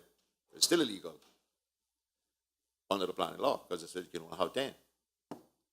But my concern is that we don't have an adequate enforcement that deters people from doing this. The word on the street, the response to me by developers, it's easier to get forgiveness from the planning department and the planning board than it is to get permission. That's what people say to me, particularly people who have objected to things like this. And I believe if we took the appeal process from the planning board and gave it to the director, it would be much more efficient, much more effective. And if the person wanted to continue the development, he has to first demolish what he did and go get planning permission. Mr. Chairman, we hear what you say. What I will do is agree to go back and discuss with the Minister and get some policy direction on this. I think you can tell we're not necessarily 100% in agreement, but we certainly can see some validity in what you're saying. So we'll happily agree to go back and discuss it with the Minister and take some direction on it. Sorry, Mr. Chairman, I just want to add something here. And this is more from the public perception. I've only been to the planning department once to inspect something. I saw an ad in the paper that an entity was applying for planning permission to do something. We went to inspect the file. As per the ad, we went, the file wasn't there. We were told that somebody had the file and they were off on lunch. No. The reason why that jumped out is that it was permission to build something that was already built. And the reason why it jumped out, and I'll tell you exactly what it is, it was the beach house, or where Tiki Beach was, where there was some beach house or whatever, and one building was shifted, and it was constructed in a beach right-of-way access. So it was already done, and then basically going to planning for permission after it was already done. So I guess it was going for ratification. What frightens me is that another friend of mine was a garage. He did on something, forced used to have the 10% rule. I think that changed. No one told him. And then he was basically being told that he had to knock down some part of his garage. Now, there are a lot of small business people who a lot of enforcement is carried out on, and then there are the big developers who get away. That is a reputation that planning is developing, almost as if though you can afford to buy whatever opinion you want. And I think from the public standpoint, especially for a lot of small business people and even homeowners, that they want to make adjustments, they can't do it, but other people seem they can do whatever it is that they want to do. And what we would want from you guys, and I can tell you, I understand you guys are in a delicate position because one, you have a political appointed board that carries a lot of influence, and then you guys are the ones that are sitting here and not the board members. So I really do feel it for you. What I would really like more than anything is if you guys can at least tell us what you think would be the best way in order for you, the civil servants, to do your job, free from, I guess, the political favors or the political maneuverings. Because I can tell you right now, the reputation of the planning department isn't the best. And it is not from the staff, but it's from the board. The part that you guys don't do, and yet you're the ones who are sitting there. And like I said, I really feel bad for you. But that CPA part needs to be dealt with. For years, it has been packed up with people that shouldn't be sitting on it. It has been packed up by corrupt individuals. It has been packed by conflicted individuals. And I guarantee you that many of these ratifications that you see happen after, there's a little bit of presents or gifts or whatever that goes to these board members. I can tell you it happens. And again, you guys are the ones who are dealing with it. What we want is the process to be put in place. If the enforcement is all departmental, so be it. I can live with that. I can live with a civil servant who's doing his job day to day that has to carry it out. But what I can't live with is the very same politically appointed people that cause the problems are the ones now being asked to appeal the very work that you're trying to do. That in itself is a problem. And when you have small business people can't get anything done and trying to live by the rules, and then the big guys come in and do what it is that they want, it basically takes away from people saying, well, why should I even go that route? And if that continues to permeate within the society, we're going to start having a lot of illegal buildings and a lot of illegal stuff. And it's not just in planning, it's a culture that we don't want. And these are the kind of things that we need to nip. So the flip side about it is there are some things that we have to fix by legislation. And we have no problem, I have no problem taking on that political fight and taking it to the people. But what we don't want is the same political appointed people who are conflicted and carrying out whatever it is on behalf of whatever political party, being the ones going out now. Because I guarantee you, some of these times you see these decisions being overturned. Someone took someone to dinner, someone gave someone a trip, something happened that shouldn't have happened, and you guys are the ones left to turn off the light. So if there are deficiencies within the law or there are improvements that we need to make, I would love for you, Mr. Director, to let us know, the Chief Officer, so we can fix those if that's a legislative issue. But what we don't want is people who are on the legislative side getting into the day-to-day operational stuff, and this is what creates corruption. And this is where the public loses confidence, and that is something we have to fix. So there are some things that we have to fix inside here that we know as politicians we cause. But at the same time, too, what we do expect from you guys, and that's the technocrats that you guys are supposed to be, is that when the politicians or the minister or whoever it is screwing up, for you guys to say, Mr. Minister, that can't work. But as it stands right now, it's not working, and we need to restore the public confidence with regards to planning.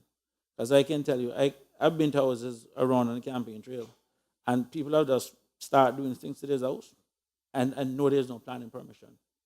And we don't want that to continue. So I just need to say that, Mr. Chairman. Any other comments on that one?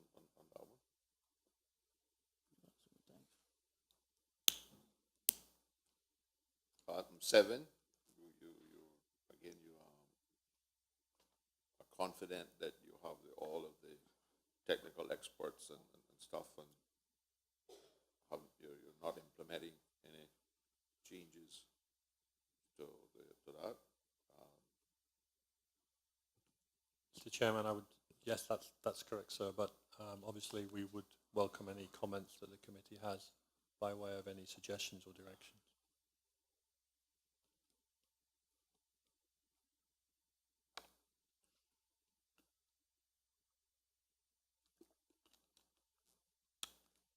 But I mean, as long as your position is that you have all of the technical expertise that you need to ensure that all of our planning regulations and all our safety and everything is protected, I don't have an issue with that. I will just tell you that you will be held accountable. Don't come back here next year and say, well, I'm short of this technical resource, right? Because this is a strange position to be taken by a government department, and that we have all that we need. But it's good to hear that there's some department in government that has everything and all that it needs, particularly from the ministry level. I think, Mr. Chairman, the director might want to comment on that for the record. Thank you, Mr. Chairman. Just to clarify, I wouldn't go as far as saying that we have all the resources that we need. What I would say is, with the enforcement process sitting within the Department of Planning, it results in a certain level of synergies in that I have technical experts, whether it be in electrical, building, mechanical, plumbing. I've got a competent planning team, and that is what our enforcement officers draw upon. So if we get a complaint of a building that's unsafe, that's being constructed without planning permission, as director in issuing that notice, I'm able to draw upon that technical expertise. So I know, am I dealing with an electrical fire hazard? Am I dealing with a structure that could potentially collapse? Am I dealing with an issue of not having planning permission? So it's being able to draw upon those technical expertise, and that's what I would put forward in terms of our response, is that the enforcement process sitting within the Department of Planning allows us to draw upon those resources. Now, obviously, we have 2 compliance officers who drive forward, many of our compliance cases, and we have seen a remarkable increase in the number of cases.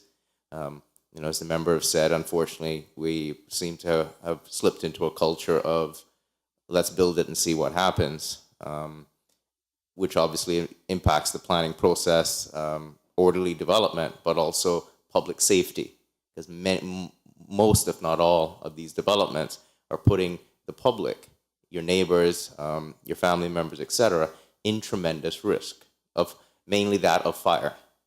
With the apartments being constructed without planning permission, without permits, with gas cylinders located next to open flames, etc. And we've seen an increase in a number of these instances where these premises are having electrical fires, gas fires, etc. So, Mr. Chairman, just on changing gears, and forgive me if this is not the proper forum, going back to this fire issue, and I'm just curious, whose department would be responsible for dealing with that unfortunate incident that we had in South Zone, where we literally, but that's still this ministry, correct? I just want to know. Petroleum inspection comes under your ministry, right, Mr. Hall? Jones? Fire department, no, sir. No, the not the petroleum fire department. inspector. Petroleum and building and the regulation of the off-reg Off-reg. sits with the cabinet officer. It used to sit with us until the election. And obviously HMCI have a role there as well in terms of... No, what I'm just trying to understand is, who do I need to reach out to find out, like in terms of investigating the causes of what happened at that petroleum plant a couple of weeks back that almost wiped out a good portion of Georgetown, because that was something very dangerous. I understand from speaking to people that there was some illegal work that was being carried on, some what they call hot works or whatever, that literally started a fire inside a tank, and I noticed it has gone completely dead. But even though it's not in my constituency, the reality of it is we had people that could have been literally affected and properties that could have been damaged. And what I don't want is for something like that to, a big disaster get averted. We pat people on the back, But at the same time, we did nothing to make sure it doesn't happen again, because for the people that are living next to those tanks, I really feel it for them.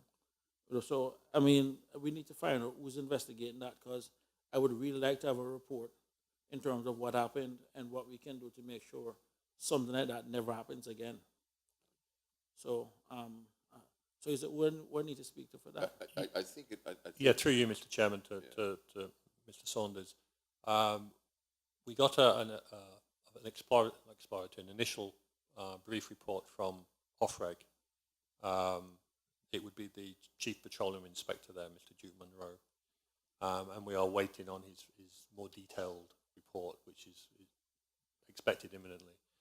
In terms of the general issue, I think it's accepted that it's not an ideal location for a fuel storage facility, and I think it's been in the press over the last few years that the ministry, our ministry, my ministry, was looking at some possible additional bulk storage facilities in some of the outer districts. But part of the problem with the one on Jackson Point is obviously it's a private company. So the issue of trying to get them to move, or quote unquote forcing them to move, is somewhat tricky. But I can assure you that it is something that the ministry has taken very seriously for many years. We realise there's an issue there.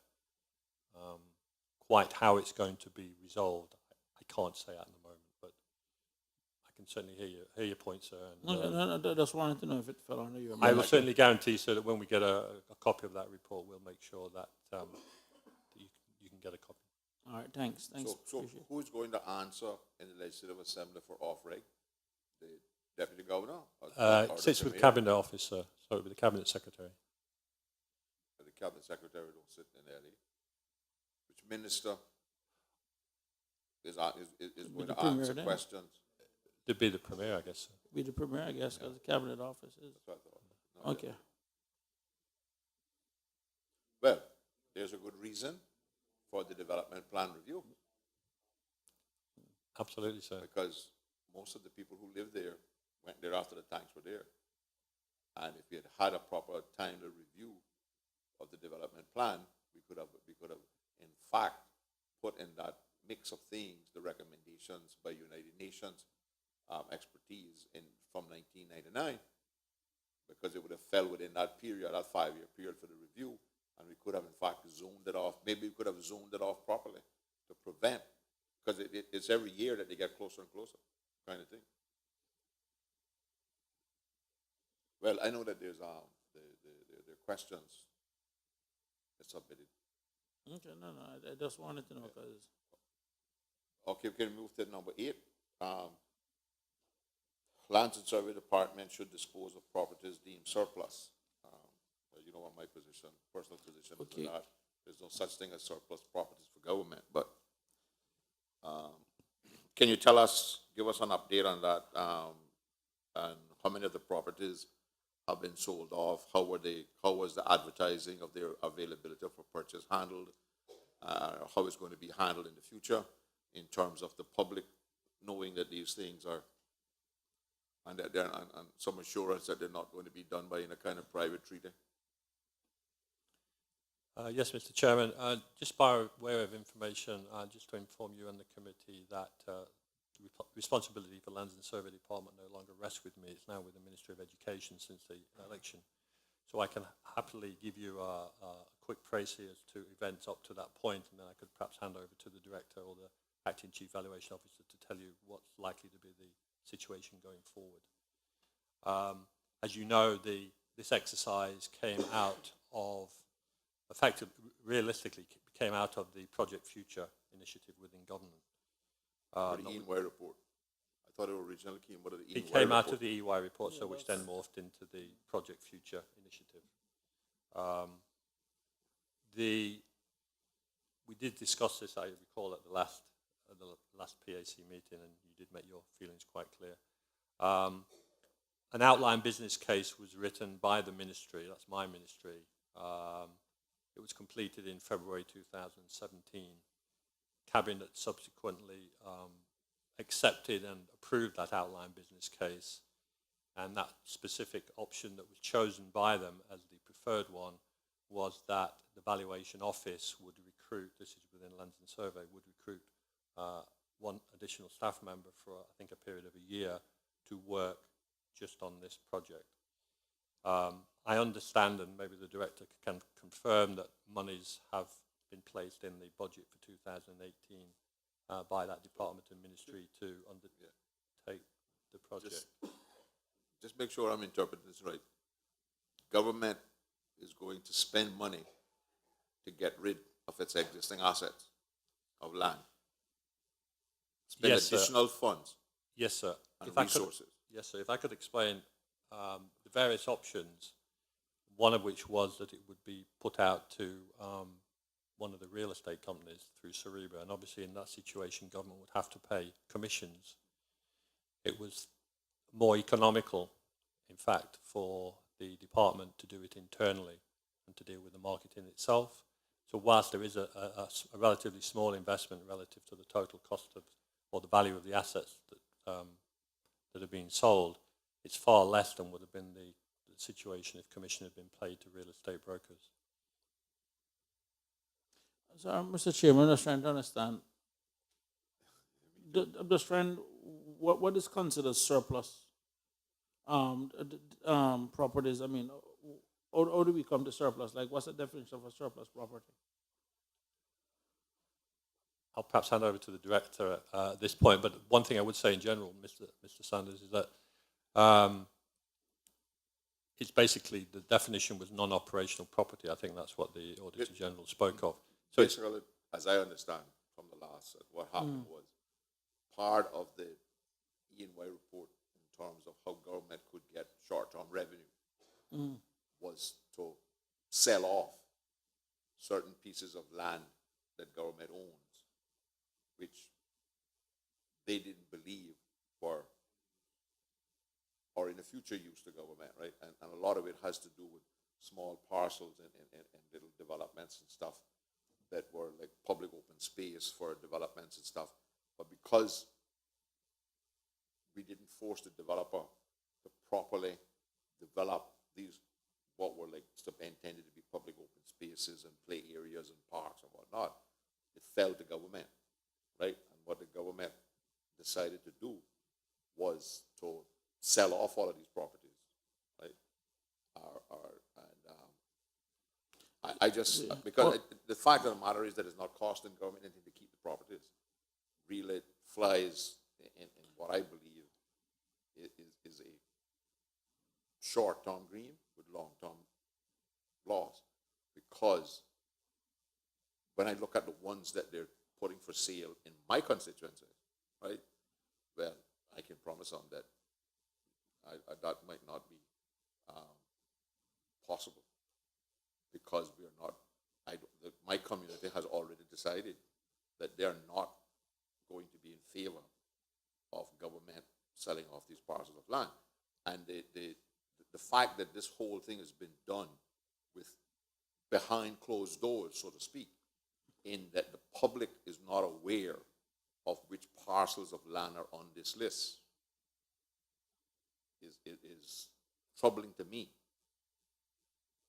because But I can tell you, Mr. Chairman, I'm trying to get a listing of all the LPP properties in the Bontown West community with the view of trying to develop parks and different stuff within the neighborhood. So I'm, I guess, really concerned. I mean, just, I'm going to tell you guys right now, I mean, I would really like to understand the process of the listing of these lands, and then basically who will be buying them, because I can tell you right now, if this is something that does for cabinet to approve, I think many people will be very uncomfortable with a group of people just sitting down and agreeing to the sell off government property, because these are where a lot of these backdoor deals come from.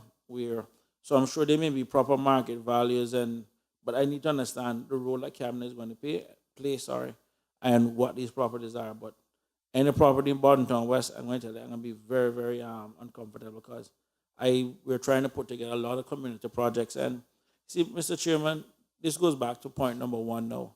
The development plan is that we have no development plan, we have no national strategic plan, but yet we can determine what is good for the future, but we have not sat down and had that conversation of what we want the future to look like. But we just look like we want to just grab some money now and stick it inside there and to hell with the future generations. I need to know these properties because I think this is where the district councils is really needed now, because if these properties are within an area where there is a proper district council up and running, at least let the people decide if they want those properties to go. But having one, I don't even know who it is that will determine Well, which land just goes to- or which land. Just to clarify your point, correct me if I'm wrong, but Cabinet has already made the decision as to what properties are going to be sold. Can we get a copy of that list?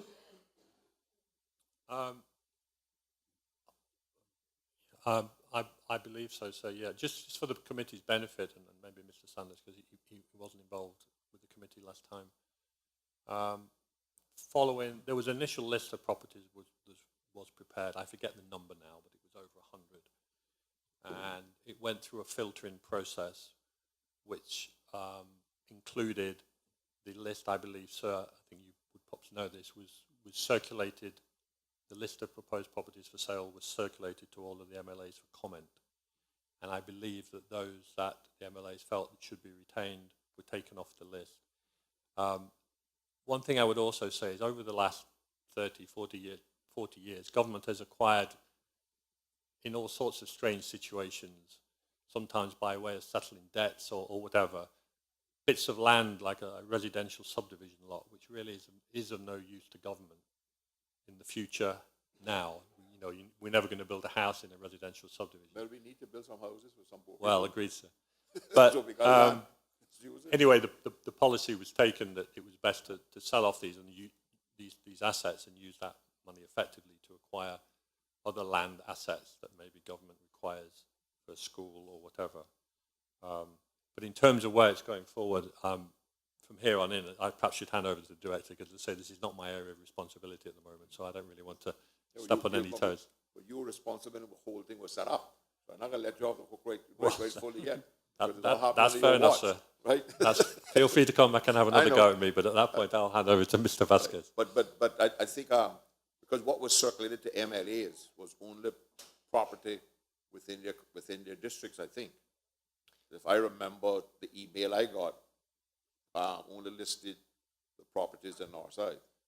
And my response was, based on response from the district council, that we did not wish to see any of the properties identified in that list sold, because we could find future use for them. I don't know what the response from other people, or whether the MLAs even responded or not. But does that mean that I can take some comfort that, having made that response, that those properties are now taken off the sale list? I believe that's the case, sir, but I need to get some guidance from Land and Survey on that. Okay. Thank you, Mr. Chair. I'm Rupert Vasquez, Director of Lands and Survey. If I may, I'd just like to give you a timeline of what we did, starting back from 2014, when we first produced this list of potentially surplus properties. We took it to caucus. Caucus narrowed it down. And then the National Conservation Council requested certain properties to be removed. That was in August 2015. Caucus agreed to that. MLAs, on behalf of constituents and the public and the SAGCs, were circulated the revised list. I believe that was January 2017. Comments were received. In particular, the NRA and the Water Authority had reservations about certain properties. And as some were seafront and beach properties, the intent was also to see if these should be taken off the list, or at least public rights of ways dedicated over them first. The revised list then went to Cabinet. Cabinet approved the list without comment, and that was also in May 2017. The first phase of the defunct company, which we'll come to afterwards, those were the companies struck off from the Registrar of Companies and then transferred to Crown and so forth. That came through, and 25 of these were identified as surplus and perhaps suitable for disposal. the paper to Cabinet seeking to finalize the list by adding in the 25 defunct companies and removing those properties that the Water Authority and NRA opposed to be sold, and to obtain further direction on the sea frontage properties previously approved by caucus. That paper has to go to Cabinet to be approved by Cabinet. And the Crown Land holdings will be reviewed regularly. This is what we intend going forward. So to date, that is what has been done and what is intended. I guess to follow up on Mr. Saunders' point is there any opportunity other than an MLA objecting to within his constituency? Because I was not invited to comment on any of the other areas, right, of having that policy reversed. Because while it might appear as useless property today, 10, 15 years from now, it might be the perfect place to put a small park in a community that is developed. So I personally, and this is not as chairman of the PAC, but as a representative of the people, I cannot get my mind around the fact that government wishes to liquidate assets that are not costing them any money to maintain, but are in fact gaining in value daily. Because once it's sold, it's sold. The thing about it, Mr.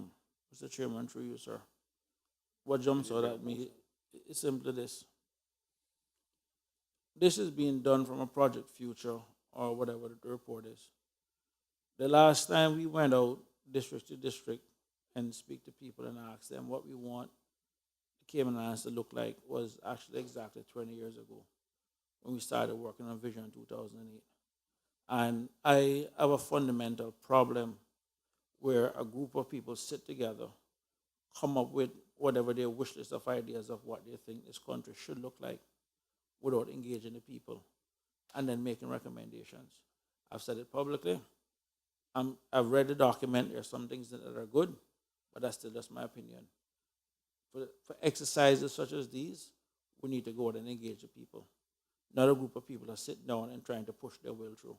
And this is where the fundamental problem comes in with those in this country who have economic power versus those who have political power, is that the people who have this economic power feel as if now they can start dictating to the country. And that is where we have a serious problem. And I can tell you guys right now, I am supporting no piece of property being sold, not even in my district or anywhere, without us going out and having a discussion with the people, and especially the people in those areas in terms of what it is that they want. I would love right now, if there are outsized lots available in Bordentown, West, or even elsewhere, to say to people, you want points for PR or whatever, work and helping to build a house, as opposed to going around walking dogs or whatever. I mean, these are tangible things that people can do. I mean, we need after-school programs for kids. We need daycares for seniors. I mean, we have a population that is growing old. We need more parks for people to walk their dogs and that kind of stuff. And to know that we have land, and we're looking to just basically sell them off to somebody, that can't fly. That can't work. This is something where the people in that area will have to sit down and be part of the discussion in terms of what they want their community to look like, and not any group of people who put together one document and said, this is the future of the Cayman. It don't work like that. You know what I mean? So I am letting the government members inside here know, whenever you all go to caucus, where he is, he's gone, is to please let them know point blank. Don't open that door.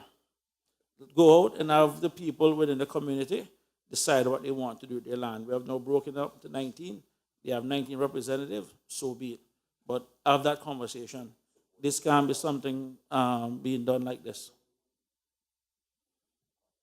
So I just want to put that out there. I know that the PAC is trespassing on commenting on government policy, and that is really not within or fully within our gambit.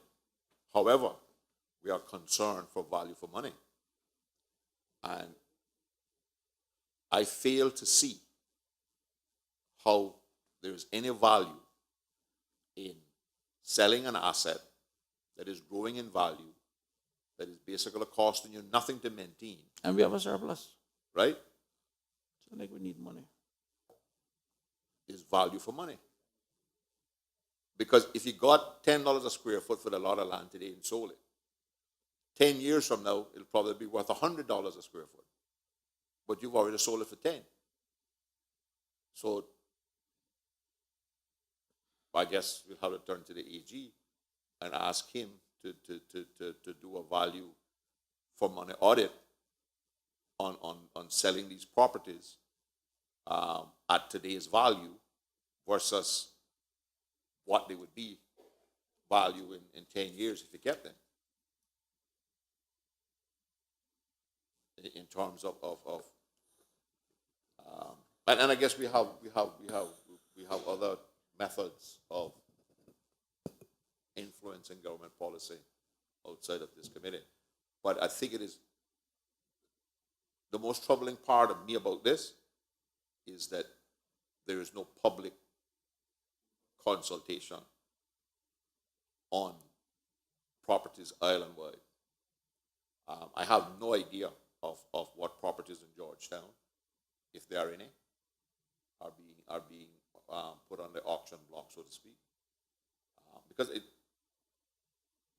or in East End or West Bay or anywhere else. I only know what was sent to me in January for Northside, and we had a district council meeting in January, which determined that we didn't want any of our properties, because one of those is the place that we have proposed to government 8 years ago to put a senior citizen daycare facility. And it's on the block to be sold. And the government has decided not only not to fund the daycare facility, but to sell the land that we recommended to be put on. And it has beach frontage. And we know the problem we have with right-of-ways to the beach and the increasing narrowing of the ability for Caymanians to have a beach that they can go on. And Can we get a list of all those properties? yeah, is it possible for us to get a list of the properties? And I would prefer, for my own edification, not just a list, but a map that shows their location. Thank you, Mr. Chairman. Yes, if you recall, we had provided that before, I think at the last meeting. We could certainly provide the most updated one, complete with the maps and so forth that we did the last time. I don't think you provided it to the committee. I think you showed it to the committee, but I don't think it was published.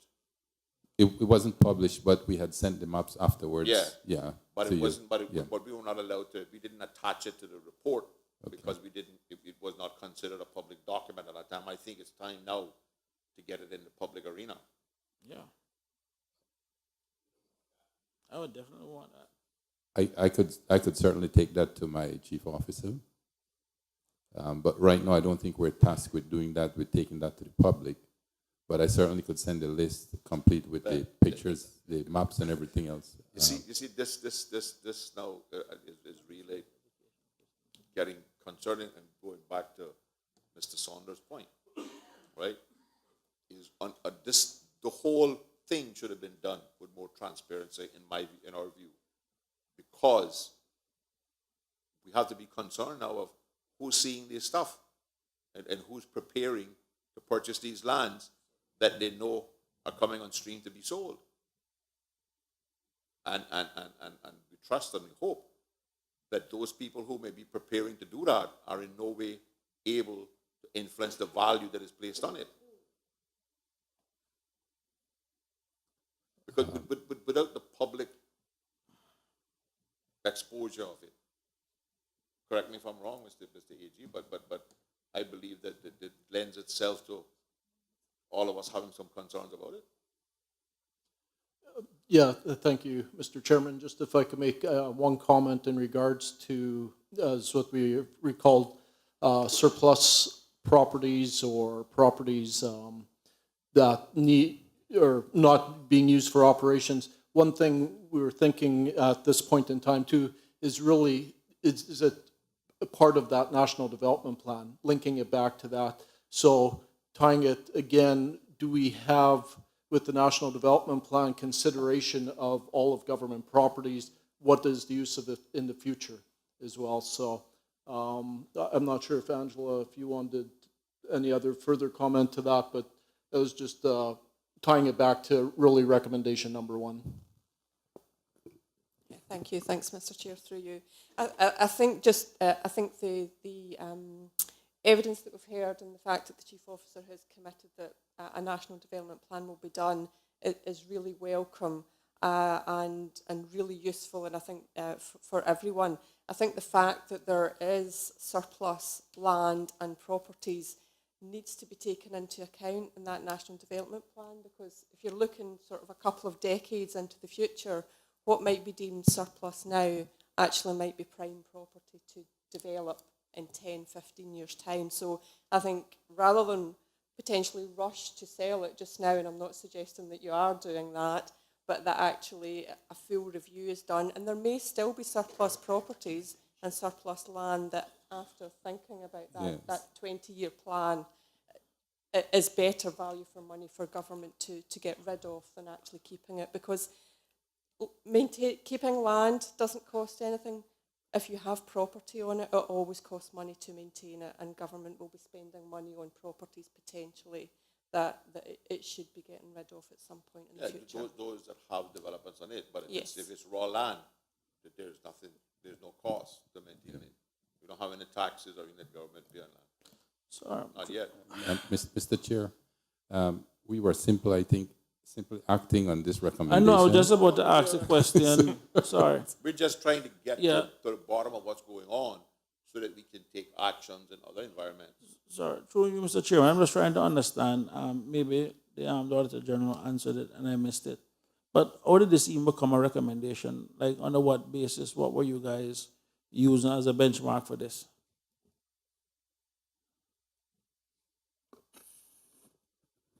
Because if there's one recommendation a government shouldn't agree to, it should have been this one. Just in regards to that, through you, Mr. Chairman, going back to original report in paragraph 69, we talk about there, it's in response to public service review of 2011 and the asset revaluation project referred to the above, which is the government owns properties not required for its operations.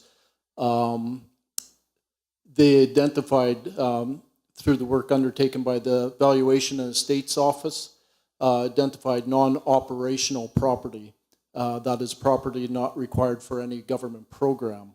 And Valuation and Estates has found that there is 279 parcels of non-operational property which are appraised at approximate value of $60 million at that time. And so it came out of there that Ploy at that point in time was preparing a cabinet paper, evaluating all 279 properties and making disposal recommendations, and having indicated that this assessment will then lead to selection of properties for disposal and preparation of individual business cases. So that's where, in our report at that point in time, we had talked about it, was their government owning that property, not required for any government programs at that point in time. Let me, thank you very much for that. Mr. Chairman, let me just put this out there. There are two things that are of concerns to me in this process. One, and I'm going back my memory, that between when the 2009-2013 government were looking to raise cash, they were looking at doing a sale leaseback of the government building. The valuations came in range from 70 million to 110 million. Literally more than 50% difference. And I can tell you from even speaking to some people in regards to even the mortgage problems that we're having, the ability to value property has become very questionable of late, where properties are just basically being, the value has been going. So first, we need some level of comfort of the valuation of even these properties as it is. I mean, that is the first thing in terms of, and 200 and something properties, definitely we want to see the value of that. And then secondly, and this is the part that I guess goes back again to me, is that we have no national development plan. And for people to be sitting down and making decisions like these in a vacuum with, because either some project future document or whatever, is really what frightens me the most. And it goes to show how short term we are in terms of our thinking and how it is that we're actually looking in terms of doing the people's business. And this entire process, and this is the first time I'm hearing about it, and I'm normally a very inquisitive person where I literally troll government websites looking for information. I actually find this almost like shocking, and I'm a little bit excited at the same time, because now there's properties out there that we can go and actually do community work on. So I actually feel good about that. But to think that we already started a process of trying to sell off the people's property in such a manner that is not even transparent, I mean, not even giving the public a chance to even say or even have any input on it, it is almost frightening. And the fact that Cabinet would have sat down, even in May, a lame duck time for any government, and even make this kind of decision when 4 ministers of the Cabinet is literally gone, I think something like this needs to be at least come back. And in light of this new government that you have right now with a whole pile of new members, I'm sure Austin and all of them would at least want an opportunity now to opine on all of these properties and whatever it is. But any government that have made that decision in May is outright irresponsible. These are the kind of decisions you pass on to the next government, coming in. So we need to see this, and we need to get a list of all of these properties. I'm sure some of them would have been acquired through companies being struck off the register and government ending up with those properties. Yeah, that I think should have gone through a normal process. It was never something for the people to begin with. Someone else owned it, and at least you put it out publicly where there's a transparent tendering process. But this entire thing is a little bit too clandestine, and I've said it over and over.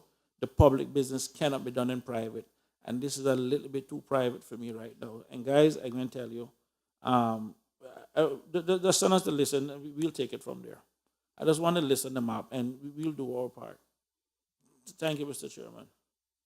Mr. Chairman, if you don't mind, just for a point of clarity, because obviously we're on record and the public are hearing this, we do have a national development plan. It's just out of date. 20 years out of date. Well, agreed, but it is important to say that we do have a national development plan that the planning department and CPA work toward, just so that we're clear for the public record. Okay. Mr. Austin, you had a particular point on number 9, but can we, you'll get us the copies of the map showing the properties? Yes, sir. Do you want me to send that to you, or how many copies you want? Send it to the clerk. She'll distribute it. She'll distribute it to us. But it could, on the map, could you put the acreage of each piece? Or even on the list you can put the acreage. In the map you can just identify the different block and parcels. But you want that information? Yeah, because that's important in being able to make a value judgment of whether it's used as land or not. So this will also if it's include 10 square feet, versus 100 acres, there's a different evaluation process. And this will include the LPPs also, correct? Can I show you this, sir? Huh? Would you like to see this? I believe this is what we sent. I love to see it, but I'd love to see it now. We can continue the meeting. I'm sorry, I'm a bit excited. No, I don't want to see it now because you're not going to pay attention to the rest of it. I'll be paying attention. Bring it. Listen, Rupert. Don't listen to these people here. I'll come get it. Mr. Chairman, just by way of information, just advised by the Acting Chief Valuation Officer that they don't believe there's any LPP land included on that list. I think subject to confirmation of what they send you, but they don't believe that there is any LPP. But there was a change made to how you handle. You got public open spaces, and you got LPP, right?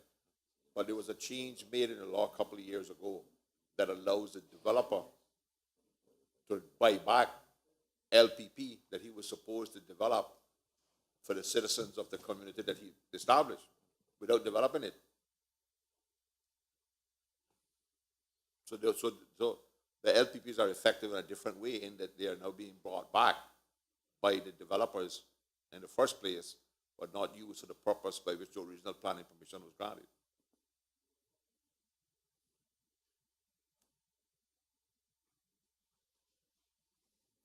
Mr. Austin, you had a point on number 9.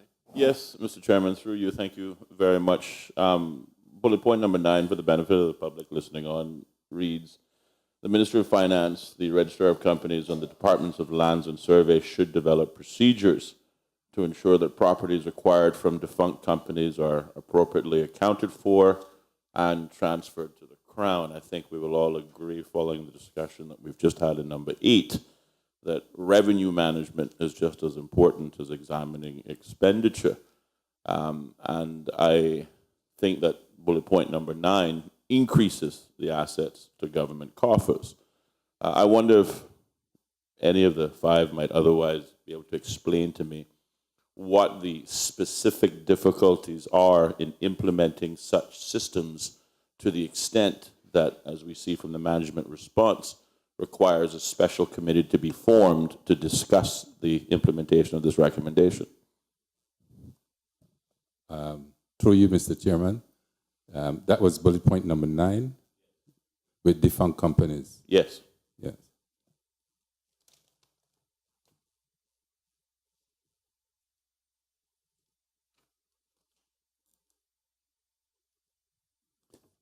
We actually had a committee formed, and that included the Registrar of Companies, Lands and Survey, and also the Ministry of Finance, where we agreed procedures for it, whereby companies struck off the Registrar of Companies list.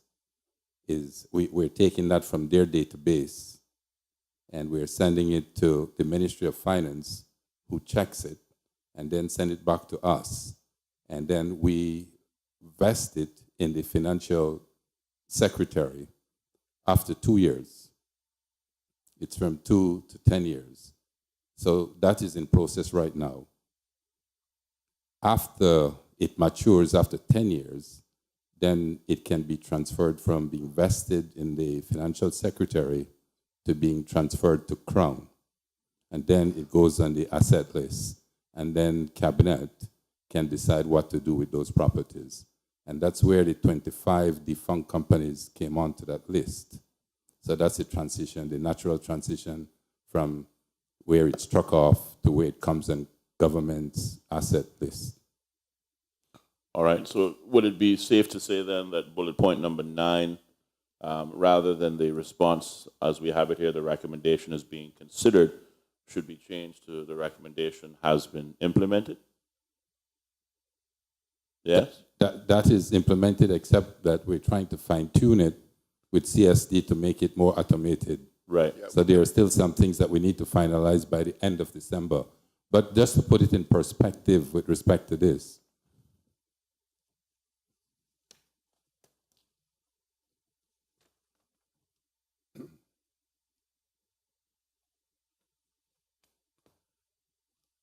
And This recommendation arose because when we did the Auditor General report last time, there wasn't an active committee doing this.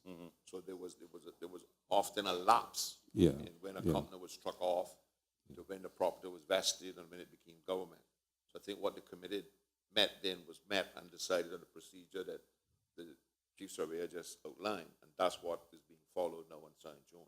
So yes, in that sense, it is implemented that the committee has agreed on the process and procedures and who's involved in doing it and how it will be done. It is still in progress because it's probably still working on a backlog of companies that have been struck off, you see. So not yet. Yes, we have, and we're still fine-tuning the process itself in making it more automated and more efficient. Because although the law in the past said that that's what happened, it wasn't evidence that it was being actually actioned and that the properties were actually coming to government, right, although the companies were struck off. All right. But it's a very proactive approach right now. Yeah. We are aggressively addressing this. Yeah. Thank you. Sir.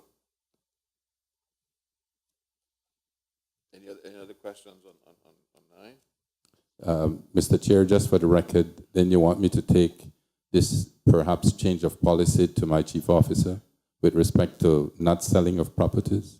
No, we can't. I don't think that I don't think that this committee has the authority to make a recommendation on government policy. All we are limited to is the Auditor General's review of the enactment of government policy.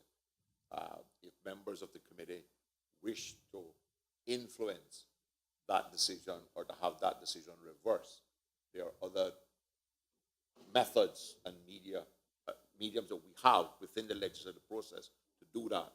But I don't think that the Public Accounts Committee has the ambit and the authority to recommend that a government policy be reversed. I think there's a time frame here that we have to be concerned about, because we don't know, because we don't have a schedule for legislative assembly meetings, reduces a member's ability to influence government announced policy in terms of getting it reversed or whatever. So, Mr. Chairman, this is my own understanding, but we can look at the Auditor General recommendation as point number 8 and basically, I guess, qualify that or have some point to make on that. So I think, and for me, as you said, this is what pretty much started it, is that they made a recommendation and government decided to look at it. But just for the record, you want the list of the properties? Yes. Okay. And the map. Yes. But I don't think it's unreasonable for the Public Accounts Committee to make a recommendation that it be published, because I think that is within our ambit in terms of government having an opportunity to get value for money, because it could engender a competitive process for purchasers, as opposed, and that it will not fall into your concern of in the forms of private treating. Yeah, the thing about it, Mr. Chairman, and I know I touched on the whole valuation earlier, and one of the things that even triggers my concern, because one of the things I remember getting calls about was the renewal of the lease for, what's the name of that, Sunshine Suites, the property, in terms of the value, when it was made public in terms of how much that was actually renegotiated for. And I remember receiving calls from some real estate people actually thinking that areas, I think, quarter acre, it turns out that the equivalent of a quarter acre on West Bay Road across from the Western Hotel, leased out for 99 years or whatever period, was actually less than a quarter acre of land in South Sound. And when you have prime real estate on 7 Mile Beach, roughly when they worked it out, the person was giving me some numbers, but the example that they used was a quarter acre in South Sound was being sold for more than what a quarter acre of land for 99 years or whatever was leased for on West Bay Road in prime real estate. And that was the benchmark that they used. And something was fundamentally wrong with that. I mean, the whole idea about doing these 100-year lease is that at some point the property comes back to the people.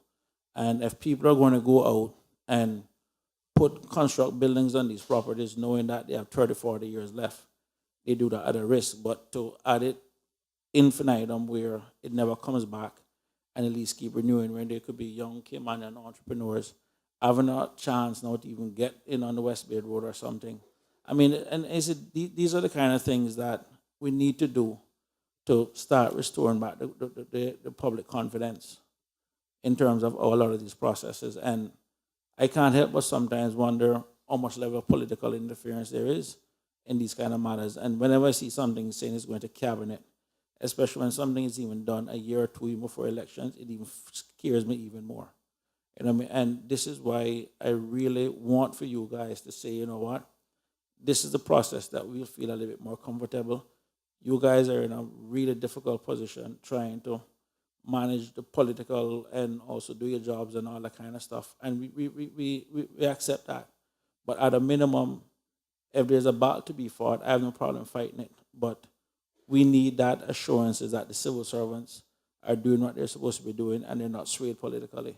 And sometimes some of the decisions that are being made, we can't help but wonder if there is political interference. And I think to restore that integrity and confidence that the public needs to have in the civil service, especially in the planning departments and those departments where there's so much subjective type decisions, that needs to be clear cut. That we want that clear cut. And as I was saying to the young lady a while ago, I remember my first government department job was actually in lands and survey.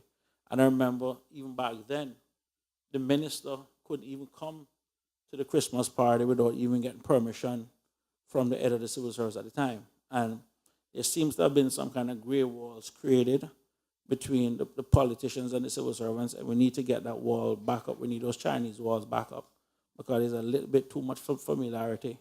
And the last thing the civil service wants to be seen is an extension of the political directorate. Cabinet has its place, and there's a reason why we have the PMFL laws and other laws to give the chief officers the authority. Because chief officers have sat in this very chamber and have told politicians point blank, I don't work for you. You know what I mean? And we need that level of faithfulness back within the civil service to some extent, where at least we can sleep good knowing that there's a person there that is firm and not easily swayed by politicians. We do know some politicians can be quite forceful, but you guys need to do that. And if it can't be done, go to France or go to wherever, let them come out of that discussion with us. But we need a civil service that is apolitical, completely neutral. Well, we need to fix it because it can't continue like this. Okay, point number 10. Develop government-wide policies, the highest and best use of lands, as well as managed by all government agencies. And I think Mr. Jones, the chief officer, suggested that some of this was addressed in the public lands bill. In terms of the use of the land. Oh, 10. or no? I'm not sure I follow you exactly, so but I can give you a quick update on this one. Yeah. Again, bear in mind that Lands and Survey is now with a different ministry, but giving you the update until handover. I had requested the Director of Lands and Survey to undertake the necessary research and make the appropriate recommendations. A draft policy document was prepared, and I understand it's now with the Ministry of Education for consideration. And I think at that point, Mr. Vasquez. Mr. Chair, just let me clarify that I'm not even back officially from leave yet. I'm still on leave right now. But before I left, I met with my chief officer, and I just I instructed him with respect to what we were doing with all of these questions here, and he got a copy of all the briefings and so forth. I'm not sure if my minister is yet briefed on this, but we did do a draft policy, and we have a timeline with respect to implementation and so forth. And any resources that are needed for the implementation within your timeline will be placed in the, first of all, be recognized in the SPS and then placed in the actual budget for 2018-19. The only provision for that we did was with respect to the public lands law, because we see some of these activities naturally channeling through the commission with respect to the public lands law. So we have some provision with personnel and some administrative costs and so forth with respect to that. But I don't know if we anticipated everything on the back of this. Okay, number 12, PMFL by ensuring the process of legislative approval for all government expenditure is accepted generally. Mr. Chairman, yeah, it was accepted generally, but I think the note was really that this was really for the Ministry of Finance to address. We obviously will do our part, as will all the other ministries, to ensure that we meet the compliance requirements. But as I say, I think it's really for the Ministry of Finance to do.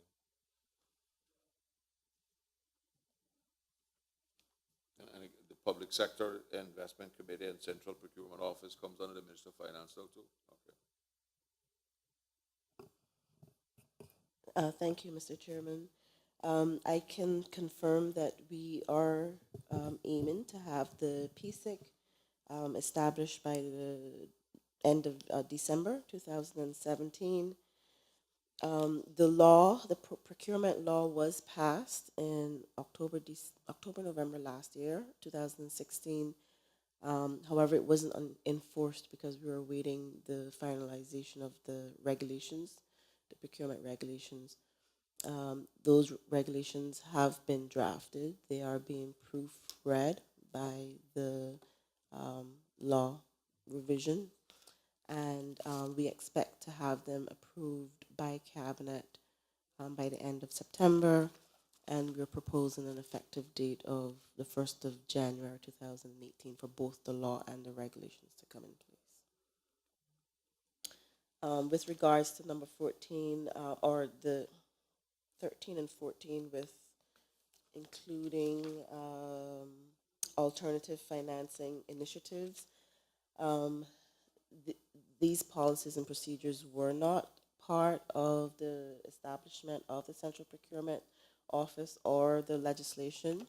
So we plan to have the framework developed and form part of the finance manual by the end of December this year. We're currently in the process of developing a request for information to get us some help in developing the policies and framework.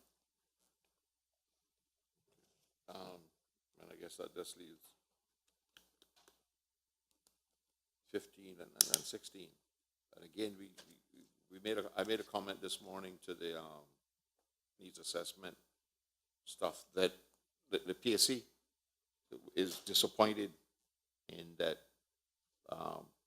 those two recommendations seem to have been completely ignored by the persons preparing the government minute, because there's no comment.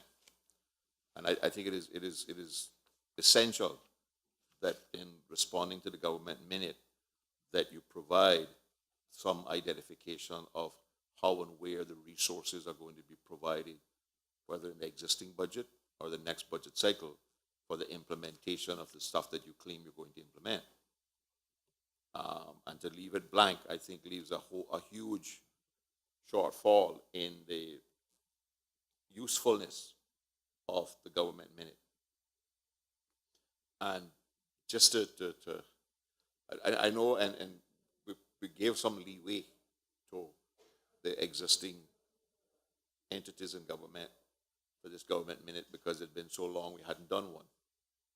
But I want to emphasize that the Public Accounts Committee regards the government minute as an integral part of the process.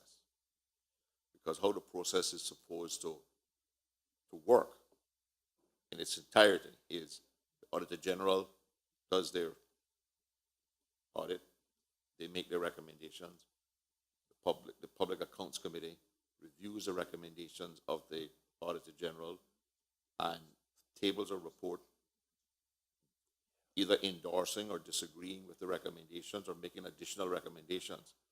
The government minute is expected to be the response from the civil service administration arm of how those recommendations are going to be implemented. And an integral part of that needs to be where the resources are coming from. Because what the final part of the process is that should be a public debate in this Legislative Assembly, which would include the Auditor General's report, the Public Accounts report, and the government minute in its entirety, so that there's a commitment by the political arm of government to provide the resources to implement the corrections necessary as they were originally identified by the Auditor General. Without that final part of the process, the PAC can take no comfort that the recommendations will be implemented. because the political arm has given no commitment to providing the resources for its implementation. And I can assure you that while the last one was not debated, this one that comes now will be debated. And the other part of it that should happen is that it shouldn't have a situation that happened the last time where there were so many reports that were responded to in that one government minute that it made it difficult to debate it. The PAC expects that what's reported here now will be tabled except for the needs assessment unit, which we have to go back and continue to investigate on the 6th of September. This report is going to be tabled Monday, the 21st of August. We expect a government minute in response to these additional recommendations here now within 90 days for these specific responses. And we expect that this time around, the resources will be clearly identified and committed to the process. Any other questions, comments? Yeah, I just want to make a comment, Mr. Chairman. And this is the general for the civil service, I mean, as a whole, but you guys is a little bit more challenging because you are in the one area that I guess it's very large in terms of its dealings, and it's the one where the developers and all the money people and the briefcases and all that show up in.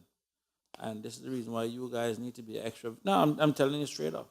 This is the reason why you guys need to be extra vigilant, because I guarantee you, we do have some people that are elected that I would have preferred they weren't, but they are nonetheless, and they've been given a lot of great responsibility. And some of them have really don't have much sense, and some of them I really have no use for. And I'm just telling you this. I'm sorry.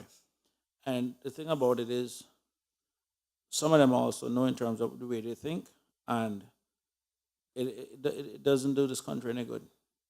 And you guys need to be vigilant, because I can tell you, you guys have had people in your areas that have gotten away with things that you guys have no idea about. And for different purposes, where some people don't want to come out and say what they've told us publicly, they have literally got away with it. And the reality of it is, I can sit here now and I can say what I want without worry about getting sued. I couldn't do that before. And I intend to, over the next 4 years, when these things show up on my windshield, to actually come here and call them out. And I can tell you, you guys just need to be very vigilant, because you got some people that are appointed in your area that get rich very quick. And you guys need to be looking out for them, because I can tell you, some people in this country need to be in prison, and because they have done some real disservice to this country. And we're going to find them. I intend to find them over the next 4 years. We're going to expose them. You know what I mean? So I'm putting in a warning out there for people who like to visit the politicians and pay for this and pay for favors. Please don't let Chris Saunders hear about it. Because I can come here, I can say it, and you can't sue me. I couldn't do that before. I can do that now. You know what I mean? And I'm saying to you guys, based on what it is that I know, be extra careful with a lot of these Greeks that come bearing gifts. Because they're not going to stop till they make somebody else go to prison with them too. I mean, so, and I just need to get that off of my chest. I guess the only thing I would add to it is that we used to have a very senior civil servant who used to tell young civil servants like myself when we joined the civil service in the 70s, if it's not in writing, it didn't happen in government. And while there are people who advocate that we don't, in this computer age, we don't need a paper trail, trust me. Make sure there's proper paper trail, so when you come to face us, you can document that you did the right thing. Because we all know what the right thing to do is, All of us know that. So, thank you all very much for your time. And